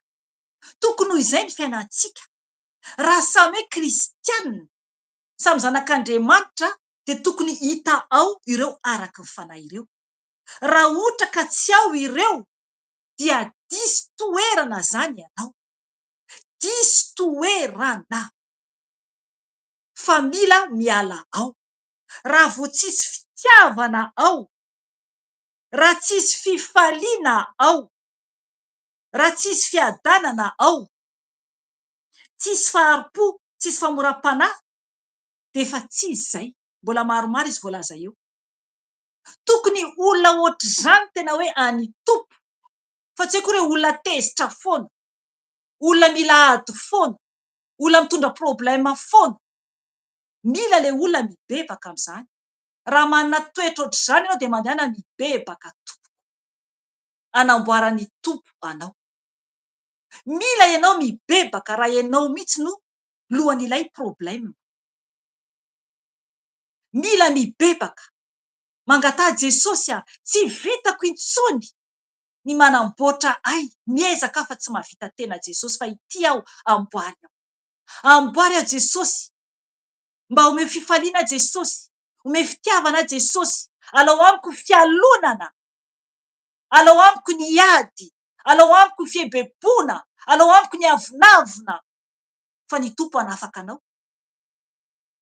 Hanafaka anao Jesosy raha tena vonona ianao nafahan Jesosy. Izy anie eo miandry antsika. Ame antsika fiadanana izy, ame antsika famoram-panahy izy, ame antsika fitahiana zava-tsoa izy, rehefa tena manaraka azy isika. Amen. 5 no raisintsika teo, manambara ny amin'ny hoe ny tongony dia mirohitra ho any amin'ny ratsy, sy milomay handatsaka ny rany tsy manatsiny. Ny fisainany dia fisainana fampahoriana, fandravana sy fandringanana no eo amin'ny alehany. Dia zany le olon-doza be zany zay, araka ny tenentsika teo, tena hoe toetran'ny Satana io. Zay zany le hoe voalaza tery aloha hoe, azafady voalaza tery aloha hoe tena rindrina manasaraka antsika amin'Andriamanitra, fa hotana zany ireo, ota zany ireo. Fizantsika ny 9:9. Tsy fantany ny lalany fiadanana, ary tsy misy rariny ao amin'ny alehany. Nataony miolakolaka ny lalany, koa na iza mandiha izany dia tsy mahita fiadanana. Amen. Zay zany le izy. Raha vao miaraka amin'ny Satana ny olona anankiray, zany hoe raha vao tsy miaraka amin'ny Jesosy, dia tsy mahafantatra momba ny fiadanana ny olona anankiray, satria ny nofo no mibaiko fa tsy ny fanahy. Tsy fantany ilay fiadanana ao amin'ny tompo, dia ny fiainany efa potika amin'ny toetra ratsy, zavatra mara za satria teny ny tenin'Andriamanitra eto. Ny fiainana efa potika dia lasa indray izy mandeha anapotika olona ry havana. Mila mibebaka isika, mila mibebaka hanovan'ny tompo antsika. Ny tompo tia antsika, ny toetra izay tsy afaka antsika ao anatintsika ka ratsy dia mila manatona Jesosy. Jesosy ovay aho, ovay aho Jesosy, fa milongolongo foana, tezitra foana Jesosy, fa mahita ny vadiko miditra dia efa milongolonga Jesosy. Tena izy dia tsy mamaly Jesosy. Mahita ny zanako Jesosy dia masika vao mahita ny zanako. Mangataha amin'ny Jesosy hanovany ianao raha te hiova ianao, nefa tsy terena akory. Fa raha tsy hiova ianao dia mazava tsara fa rindrina no manasaraka anao amin'ny tompo. Izay zany ilay izy, tsisy azontsika amboarimboarina zany amin'Andriamanitra. Izay iray isika manaraka an' Jesosy, manaiky amboarin' Jesosy, izy manamboatra fa tsy isika. Na izay iray isika mandeha manaraka ny Satana. Satana tsy manamboatra vao izy manapotika. Vao mi manapotika Satana, ataony serpiera dia entiny any amin'ny afo be avy eo. Dia vao mi mijaly ihany mandrakizay, mandrakizay, mandrakizay. Fa Jesosy miala nenina mandra-pikipy ny masontsika tsiraray avy. Miala nenina Jesosy satria zanany isika, asan-tanana isika.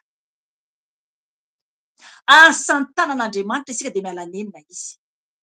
Ary ny tompo alohantsika tsiraray avy any ety ambony tany ity dia omeny fotoana hibebahantsika alohan'ny hafatesantsika. Izay izy vao maka. Fa lainga hoe tsy narehan Jesosy mihitsy tsy marina izany, tsy marina izany. Tsy maintsy efa nalalan'ny tompo ny olona iray izay vao maty. Tsy maintsy. Izay ilay famindram-pon'Andriamanitra amin'ny asan'ny tanany.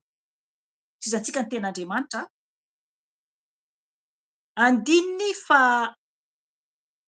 Andiny fahavalo no raisitsika teo dia hoe tsy mandeha amin'ny lalany, izany hoe ny lalany marina zany tsy fantany, lalany fiadanana ny averokely tsy fantany ny lalany fiadanana, ary tsy misy rariny ao amin'ny alehany. Nataony miolakolaka ny lalany, koa na iza mandihy izany dia tsy mahita fiadanana. Amen. Izay le hoe miolakolana. Za namaky an'io dia hoy ny fanahy masina tamiko, za namaky an'io androany zany Jesosy fanahy masina taminahy hoe ohatran'ny biby lava hozy izy, miolakolana. Ary izay mihitsy, miolakolaka. Tsy mba mandeha mahitsy izany, fa manao hoe mihodina visy havanana, mamitak'olona. Izay zany ny biby lava, izay ilay menarana ela, izay Satana izay. Miolakolaka izy. Dia ny olona tsy marina dia miolakolaka ihany koa, satria mitovy toetra aminy. Araka vakintsika teo hoe rainy izany Satana. Jesosy dia mandeha amin'ny lalan'ny fiadanana, satria izy ilay fiadanana. Izy ilay pe. Rehefa ao amin'ny tompo ka miray saina daholo dia misy fiadanana ao. Misy fiadanana ao. Fa rehefa tsy misy hoe miray saina dia tsy ao izay ny fiadanana, fa misy Satana izay ao. Tafiditra ao izay Satana. Izay ny ilay izy, tafiditra ao izay ilay ratsy. Raha vao ohatra ka misy zavatra tsy mety ao, mila zany isika mitandrina tsara. Mila isika tena mitandrina tsara amin'ny ara-panahintsika. Na mpitondra fiangonana ianao, na mpitondra korale ianao, na mpaminany ianao, na bishopa ianao, ninona plasy misy ianao, na mpivavaka ianao, misy fiadanam-panavy eo aminao rehefa andeha hiaona amin'ny tompo ianao. Ao amin'ny toerana andehananao dia ho tsapanao izany. Tena ho tsapanao raha tena ao ny fanahy masina, ao Jesosy. Fa raha vao mitafiditra ao Satana anatin'ilay asan'Andriamanitra dia misy zavatra mavesatra be ao. Satria anakorotana izy. Mampiasa izy olona anakorotana. Zany hoe mitantsehatra zany izy andrava, mila mitandrina, mila fibebahana, mila fibebahana. Zay zany no tena hoe mila hitandremantsika tsara. Fizatsika ny ten'Andriamanitra. 9:7. Noho izany dia lavitra antsika ny rariny, ary tsy mahatratra antsika ny fahamarinana. Miandry ny mazava isika, nefa indro ny maizina. Ary miandry ny fahazavana, nefa mbola ao amin'ny aiza-pito ihany no andehanantsika. Amen. Zava-doza izany. Tena zava-doza. Zany hoe lavitra zany ny fahatsarana. Tsisy zany rariny tsoa zany eo amin'ny ilay olona. Satria rehefa tsy eo ny fahamarinana, Jesosy ilay fahamarinana. Jesosy ilay fahamarinana. Rehefa tsy eo ny fahamarinana dia lavitra zany ny zavatra marina, zavatra rariny. Miandry ny fahazavana zany nefa vomi aizina zany no tonga eo. Aizina. Zava-doza izany. Ary kosa izy hoe ary kosa nefa mbola ao amin'ny aiza-pito ihany no andehanantsika. Mila zany isika miezaka hiaina ao anatin'ny fahamarinana. Ao anatin'ny fahamarinana dia afaka mandeha eo amin'ny mazava, satria ny tompo no fahazavana. Zany hoe miala amin'ny fiolakolahana zany, fa mandeha amin'ny fahamarinana. Zay vao tafavoaka eo amin'ny mazava isika. Amen. 10:10. Mitsapatsapa manara-drindrina tahaka ny jamba isika. Eny, mitsapatsapa tahaka ny tsy mana-maso. Azafady. Tafitohina amin'ny mitatao vovonana tahaka ny amin'ny maizimaizina isika. Ary ao anatin'ny hery sy tanjaka nefa tahaka ny maty. Amen. Eto zany dia araka ny teneniny fanahy masina teo. Eny ry havana. Nahita mihitsy anatin'ny fahitana olona. Lehilahy anankiray aloha zany voalohany hitako. Hitako hoe zany hoe tsy nazava tsara zany tamin'ny voalohany zany hitako hoe lehilahy zany izy io dia mamindra izy fa mitana ohatran'ireny kanina reny zany, dia ataonao joie devant zany le kanina. Hitanao ohatran'ny hoe olona jamba zany. Dia mamindra zany izy io. Dia hitako eo alohaloha eo tonga dia nalahelo be fanahy masina amin'avy eo, satria tena nitana ny ranomasina zany manofo anahy, nefa ny fanahy masina rehefa ohatra ka hoe na dia hoe latsaka ny ranomasina dia latsaka ny ranomasina. Dia hitako zany eo aloha eo misy atsana eo aloha eo. Dia noho ny avy eo noho efa nanohy ny teny fanahy masina dia nampahafantariny misy olona maro ao aorianan'iny olona iny mametraka zany tanan'izy ireo amin'ny sorokany ilay rangazany ny anankiray, dia ny iray kosa ny avy aoriana mametraka tanana amin'ny soroka, dia toy lavabe zany any aoriana any. Ry havana, zava-doza ho any amin'ny afo be, araka ny teny nomeny tenin'Andriamanitra eto zany le izy hoe mitsapatsapa manara-drindrina tahaka ny jamba isika. Eny, mitsapatsapa tahaka ny tsy mana-maso. Tafitohina amin'ny mitatao vovonana tahaka ny amin'ny maizimaizina isika.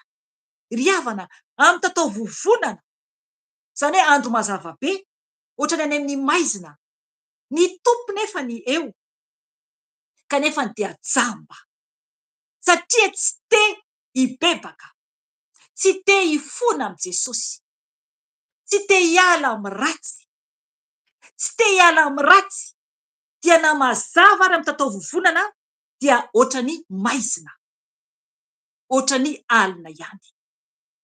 Ilay fanahy mihitsy no efa maty. Ilay masom-panahy mihitsy no efa maty. Tsy mahita intsony ilay masom-panahy. Fa jamba. Ary koa mampatsiahy itony fanahy masina nasehony teo koa izany. Nahita teo koa vehivavy indray no nasehony ahy.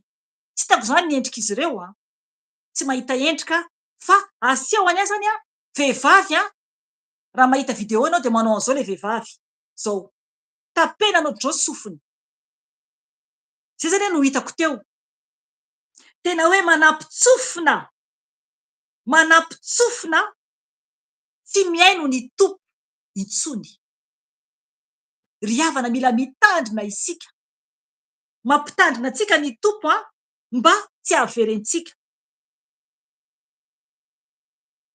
Ary ao anatin'ny hery sy tanjaka nefa tahaka ny maty. Amen. Maro zany. Olona matanjaka be, mavita an'izao, manana an'izao. Tahaka ny teny mpanompon'Andriamanitra teo ny amin'ny momba ny amin'ny Job. Manan-karena, manana ny rehetra. De eto nefany tahaka ny maty ihany. Le hery eo fa efa maty ara-panahy. Maty ara-panahy. Jerevy ny hafaran'ny zanaky Joba, zava-doza. Maty avokoa. I Joba rery ihany no velona. Mazava tsara ny tenen'ny mpanompon'Andriamanitra teo. Ka mila mitandrina isika. Mila mitandrina isika tompo. 9:10 ho raisitsika. Mierina tahaka ny bera isika rehetra, ary mitoloko tahaka ny voromailala. Miandry ny rariny isika nefa tsy misy, ary miandry ny famonjena nefa lavitra antsika izany. Amen. Ry havana, zava-doza. Inona no andrasantsika? Inona no efa vitanao tamin'ny fiainanao? Na dia tezitra ara isika, na dia miezaka tahaka ny biby mahery ara isika, miandro hoe rary no amin'ny fiainantsika, kanefa tsika tsy mibebaka, tsy miala fahotantsika, dia mbola eo ilay rindrina manasaraka antsika amin'Andriamanitra. Ary ho very ny fanahintsika mandrakizay. Mila mitandrina isika. Mialatsiny afaka vonoina ny micronao zafady. Verina aty ilay feo.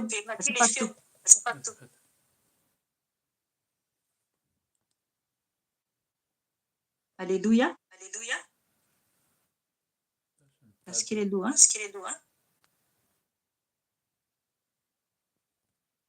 Mety.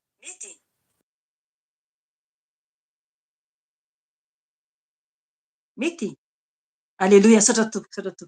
Ie. De azafady tompoko de itsika zany raha ohatra zany tsika ka hoe tsy miala amin'ny fahotantsika, fa mbola mitana ny fahotantsika foana, dia ilay rindrina mampisaraka antsika amin'Andriamanitra dia mbola eo foana. Ary na dia manana hery isika, nananantsika raha zavatra rehetra araka ny teneniko teo dia ho very ny fanahintsika. Satria hoy izy ny ten'Andriamanitra ary mitoloko tahaka ny voromailala. Miandry ny rariny isika nefany tsy misy. Zafady sotro rano kely aho.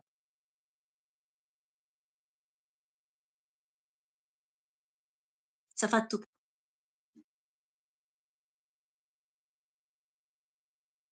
Miandry ny rariny isika nefa tsy misy, ary miandry famonjena nefa lavitra antsika izany.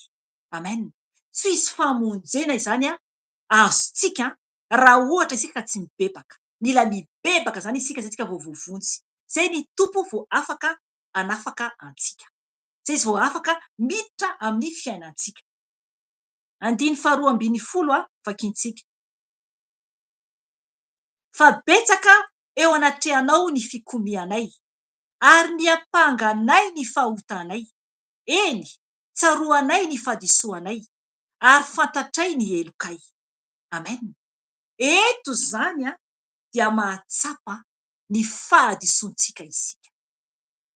Mahatsapa ny faharatsiantsika isika. Tokony hibebaka zany isika. Zany hoe ten'Andriamanitra dia manambara fa mikomy amin'Andriamanitra isika raha manao ireo toetra ireo.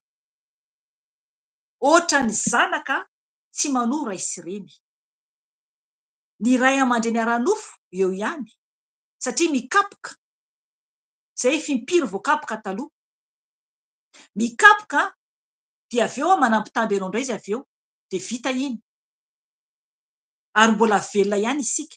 Fa amin'Andriamanitra tompoko dia fantatsika tsara fa raha ohatra isika ka tsy miverina amin'Andriamanitra, ka raha ho faty isika dia ho very mandrakizay. Mila zany isika tena hoe ho vita fihavanana tsara amin'Andriamanitra, satria dia ny mbola velona isika izao dia mananatra izy. Eny, impiritsika no voakapok'Andriamanitra ihany koa. amin'ny fahotana nataontsika zany amin'ny firenena antsika, fa raha ho tonga ny andro ahafatesantsika ka mbola mikomy amin'Andriamanitra isika araka ny tenin'Andriamanitra eto, dia very isika mandrakizay. Ka mila mitandrina isika tompo, mila mitandrina isika. 7:10 Fikomiana sy fandavana ny tompo, fialana amin'ny fanarahana an'Andriamanitray. Teny mampahory sy fikomiana, famoronana sy famoahana telonainga avy ao am-po. Amen. Zay zany ambara ny tenin'Andriamanitra tsara. Zay zany le fikomiana amin'Andriamanitra, fandavana ny tompo izany, zany hoe mandaha ny tompo. Tenin'Andriamanitra dia manambara hoe raha misy homenatra ny tompo eo anatrehan'ny olona, dia ho lavo ny tompo zany, homenatra azy koa ny tompo eo anatrehan'ny ray sy ny anjely any an-danitra. Eto zany dia olona mandaha ny tompo, ho lavo ny tompo rehefa tonga any an-danitra zany. Mila mitandrina isika tompo, satria raha mivavaka foana isika nefa tsika tsy vita fiavana aminy dia afo be no miandry antsika. Satria zany fandavana ny tompo zany dia tena fialana amin'ny fanarahana an'Andriamanitra. Ny olona ray zany raha ohatra tsy manaraka an'Andriamanitra fa mandeha araka ny nofo, manao izay tiany atao, na hoe tsy meno anatra izay omen'Andriamanitra koa, dia anisany mandaha ny tompo. Mandaha ny tompo. Ny ray aman-drenitsika teo aloha, tamintsika mbola teo amin'izy ireo, raha miteny amintsika izy ireo dia mankatoy isika. Raha bedy isika dia mankatoy isika. Fa raha ohatra isika ka mandaha, dia fantatsika tsara ny mahazo antsika kapoka. Eto zany ny tompo dia miteny amintsika koa, ny fandavantsika azy dia fikomiana amin'ny Andriamanitra mihitsy zany. Tena fikomiana aminy izany. Famoronana sy famoahana telonainga avy ao am-po. Zany hoe tena hoe tsika ihany no mampandainga ny tenantsika. Satria isika mieritreritra antsika hoe mahavita tena, nefa tsika mitondra ny tenantsika ho very. Tena hoe fandavana an'Andriamanitra, fikomiana aminy, tsy fankatoavana an'Andriamanitra. Fandavana anazy dia averentsika. Satria ny fandavana an'Andriamanitra dia tena hoe tsy fanarahana ny baikony, ry havana. Ny zavatra tsapako hatramin'ny fotoana namanginy tompo anahy, amin'ny fotoana maro izay namanginy anahy zany eo zany tamin'ny izy tonga tato an-trano, izy ilay henoko zany, izy ilay niteny dia izaho ilay tafandohalika teo anatrehany, dia tamin'izy ihany koa tonga nanao opération anahy. Ary koa misy hafa ihany koa zany izay misy sasany tsy tadidiko zany fa tsy maintsy aveko an-tsaina ilay izy. Zavatra tsapako dia izao: rehefa eo anatrehan'ny tompo isika zany dia tsy afaka miteny na dia hoe tsy afaka hifandahatra amin'ny Jesosy isika. Zay. Fa miainy fotsiny dia manaiky izay ambaran'ny tompo. Satria izy rehefa tonga, rehefa eo alohan'ny tompo isika, dia tena hoe ahoana izany fanazavako anazy, hoe tena hoe tsy tafateny na inona fa manaiky tena hoe tonga dia hoe ambany dia mihaino anao tompo. Izay no anatrehan'i Jesosy rehefa eo anatrehantsika izy. Tsy manateny ho alahatra isika, tsy manateny alahatra isika rehefa tonga ny tompo eo anatrehantsika. Izay koa ny amin'ny fitsarana ho avy. Izay ny amin'ny fitsarana ho avy. Zava-doza ry havana. Rehefa tonga ny tompo dia miteny hoe zao no ataonao, zao no ataonao, zao no ataonao. Zavatra marina avokoa zany. Inona no ambarantsika eo? Tsika nofo mbola miteny ka zany ry mamana, izao ny ataoko, izao ny mbola ilay mandainga, mbola manamary tena. Fa rehefa anatrehan'i Jesosy dia mangina. Tena mangina, tsisy azo ambarantsika intsony. Fa dia tena hoe miaino dia mahita ny fahalebiazany dia tena hoe kely sy bitika eo anatrehany. Kely sy bitika eo anatrehany. Ohatran'ny vitsika. Ohatran'ny vitsika eo anatrehany.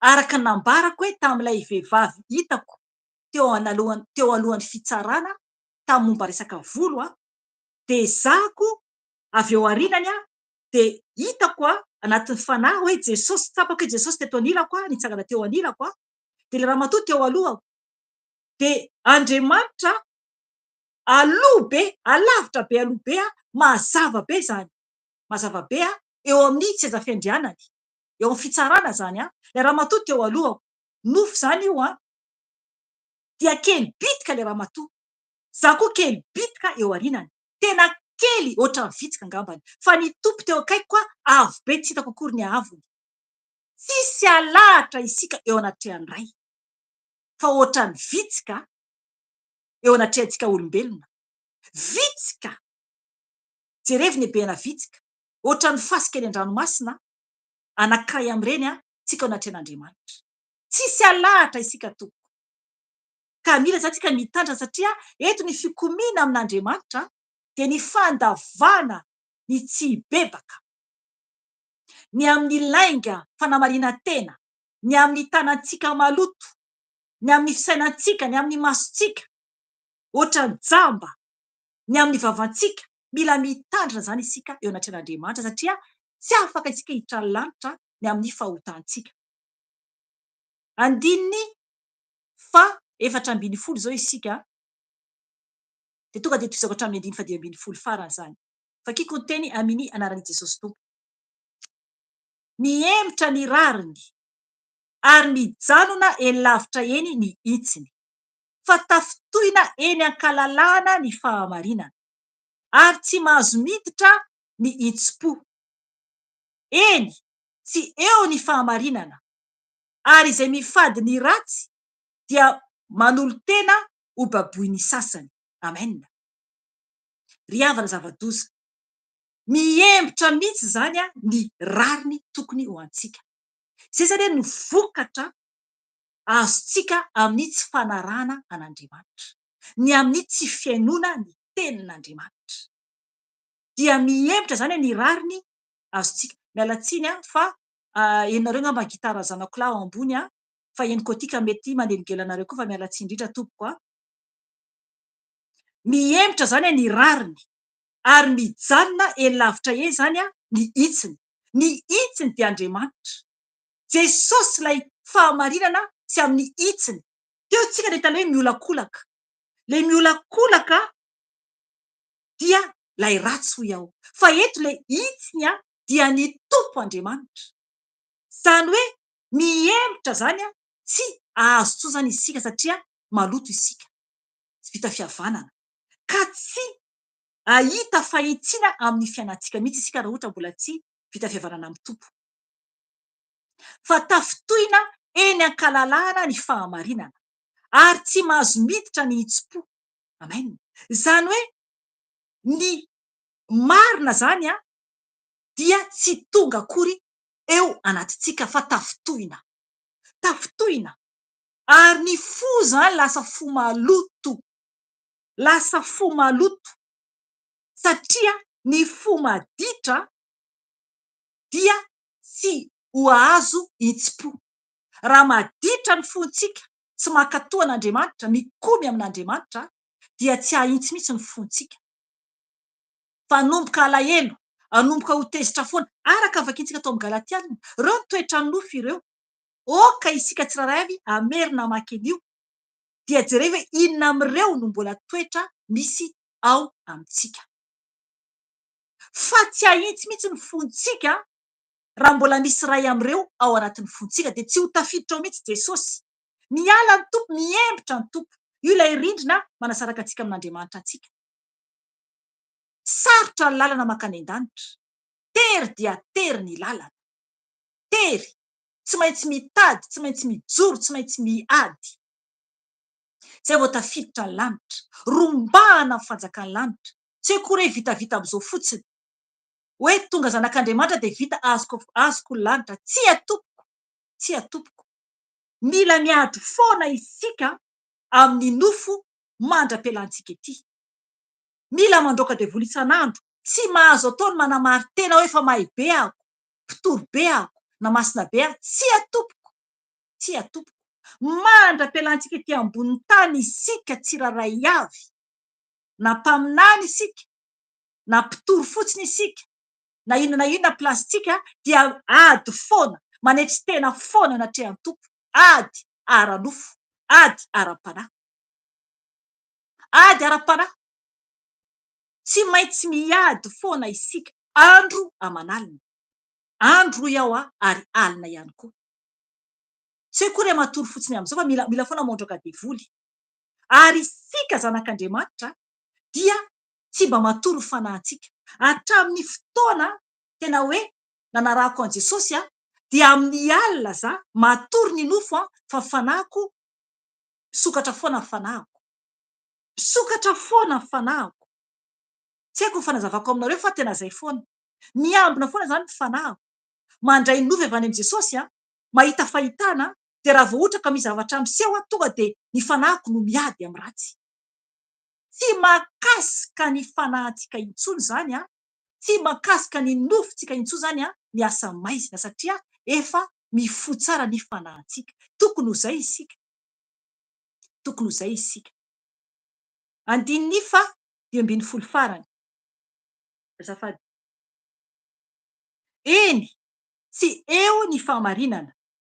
Azafady. Ary izay mifady ny ratsy dia manolo tena ho baiboiny sasany. Amen. Eto ny fijaliany olona zanak'Andriamanitra ety ambony tany. Vao mijoro ianao amin'ny fahamarinana anatiny sy ivelany dia ho avy ny mpanaratsy. Aleloia, aleloia. Eny tompoko, mahafaly ahy mihitsy verse io. Mahafaly ahy satria tena iainako tanteraka, iainanay tanteraka izany. Iainanay. Tsy faly Satana, manafika foany Satana. Manafika amin'ny lafiny maro Satana, tady andrava. Ary be ny mpaka ala satria mijoro amin'ny fahamarinana dia be ny mpaka ala. Vao mi mahafaly anay satria izay no ahafantarana hoe any tompo izahay. Raha ohatra anay koa ianao dia mifalia. Mifalia satria izay no ahafantarana hoe an Jesosy ianao. Tsy mitovy amin'izao tontolo izao intsony. Tsy mitovy amin'izao tontolo izao intsony. Mifalia ao amin'ny tompo raha ohatra izay koa ianao. Tsy maintsy ho alan'ny olona rehetra isika tahaka an Jesosy sy ireo mpianany alan'ny olona rehetra. Izay ilay hoe zanak'Andriamanitra. Eto dia mazava tsara ny tenin'Andriamanitra hoe eny, tsy eo ny fahamarinana, ary izay mifady ny ratsy dia manolo tena ho baboiny sasany. Amen. Izany hoe ilay fahamarinana tsy eo dia amin'ireo toetra rehetra ratsy izay novakiantsika teo sy nazavain'ny fanahy masina teo. Tsy ao ny fahamarinana amin'ireo toetra ratsy rehetra ireo. Fa rehefa mifady an'ireo toetra ratsy rehetra ireo ianao, rehefa naharesy avy amin'ny alalan'i Jesosy an'ireo toetra ratsy rehetra ireo dia inona no miseho? Toy ny manolo tena ianao ho baboiny sasany, ankalany sasany, ankalany sasany. Fa tsy maninona izany. Ny tompo tianao foana, mijoro foana hatramin'ny farany. Azakivy, azakivy fa ny tompo eo aminao.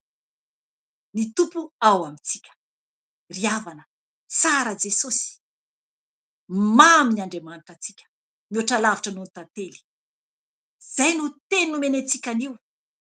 Izay no fanazavany fanahy masina azy. Izay no tiany ho azontsika tsiraray avy. Oka isika hifaly mandrakariva ao amin'ny tompo. Oka isika hijoro mandrakariva ao amin'ny tompo. Raha mbola misy ny fotoana dia mbola miverina ety ihany izahay menada. Raha manana fantaniana ianao dia afaka ianao manoratra amin'ny email. Ao ihany koa nimero telefona efa misy ao. Dia afaka ianao manoratra aminay. Misy any tonga dia miantso telefona, tsy maninona izany. Afaka ataonareo, tsy maninona izany. Rehefa libra aho tonga dia mandray. Afaka ianareo manoratra ihany koa rehefa ohatra ka tsy mahazo. Tiantsika Jesosy fa mijoro hatrany fa efa akaiky izy. Dia mampahay anareo rehetra eran-tany satria maro ianareo eran-tany. Ary ny tompony omba anareo tsiraray avy. Zay tompoko ny anio ka hiary vavaka isika amarantsika izao fotoana izao. Vavaka isika tompo. Jesosy tompo, misaotra anao. Midera anao Jesosy, mankalaza anao. Misaotra ny amin'ny teny mamy Jesosy nomenao anay. Misaotra Jesosy ny amin'ny fanafanao anay Jesosy, ny amin'ny fibebahana izay niseho Jesosy tampiandohana. Misaotra tompo satria tianay tokoa ianao. Ianao no mikarakara anay, ianao no mitana anay Jesosy, ianao no mitrotro anay tsiraray avy Jesosy. Jesosy io, arovy ny zanakao tsiraray avy eran-tany. Tanao ambany tanamairinao Jesosy. Misaotra ny amin'ny famanginao fanahy masina, ny amin'ny teny fampaherezana nomenao anay, ny amin'ny teny fanovana izay nomenao anay fanahy masina. Amboary foana izay. Amboary foana izay eny tokoa. Tsisy Andriamanitra hafa ankoatranao. Fa ianao no Andriamanitra izay nitompoiny razanay rehetra lasa teo aloha. Ary ankehitriny dia mbola ianao ihany koa no Andriamanitray. Ary ianao ilay ho avy Jesosy. Ka misaotra anao izay. Apetraka eo aminao tompo ny herinandro vaovao. Oko eo ambany tanamairinao ny zanakao tsiraray avy eran-tany Jesosy io, izay manara-dianao. Rakofy amin'ny ranao izay tsiraray avy, ny ankoranay tsiraray avy Jesosy io, izay zanakao tsiraray avy eran-tany. Tompo malala ny olona koa Jesosy, izay mbola tsy manana anao. Oka ianao tompo no hamangy an'izy ireny. Oka ianao tompo no hijery an'izy ireny. Raha misy Jesosy io mangetaeta anao, ite anara-dianao Jesosy, dia oka ianao tompo no hikasika azy. Oka ianao tompo hiaino azy, raha hibebaka eo anatrehanao izy, ka handray anao ho tompo sy mpamonjy ny fiainany. Dia oka ianao tompo hiaino azy Jesosy, ka amela azy Jesosy ary hitarika azy amin'ny marina hatrany. Misaotra Jesosy eo, dera ho anao rery ihany, hatramin'ny taloha indrindra, sy ankehitriny ary ho mandrakizay doria. Aleluia. Amen. Zay ry havana fa mametraka ny veloma zany zay menada ny anaran'i Jesosy tompo dia amin'ny herin'ny toy izao indray zany ny fotoana raha sitrapon'ny tompo dia mahereza daholo tompoko. Veloma tompoko. Tapaka micro andra Nada Erika. Veloma tompoko. Amen.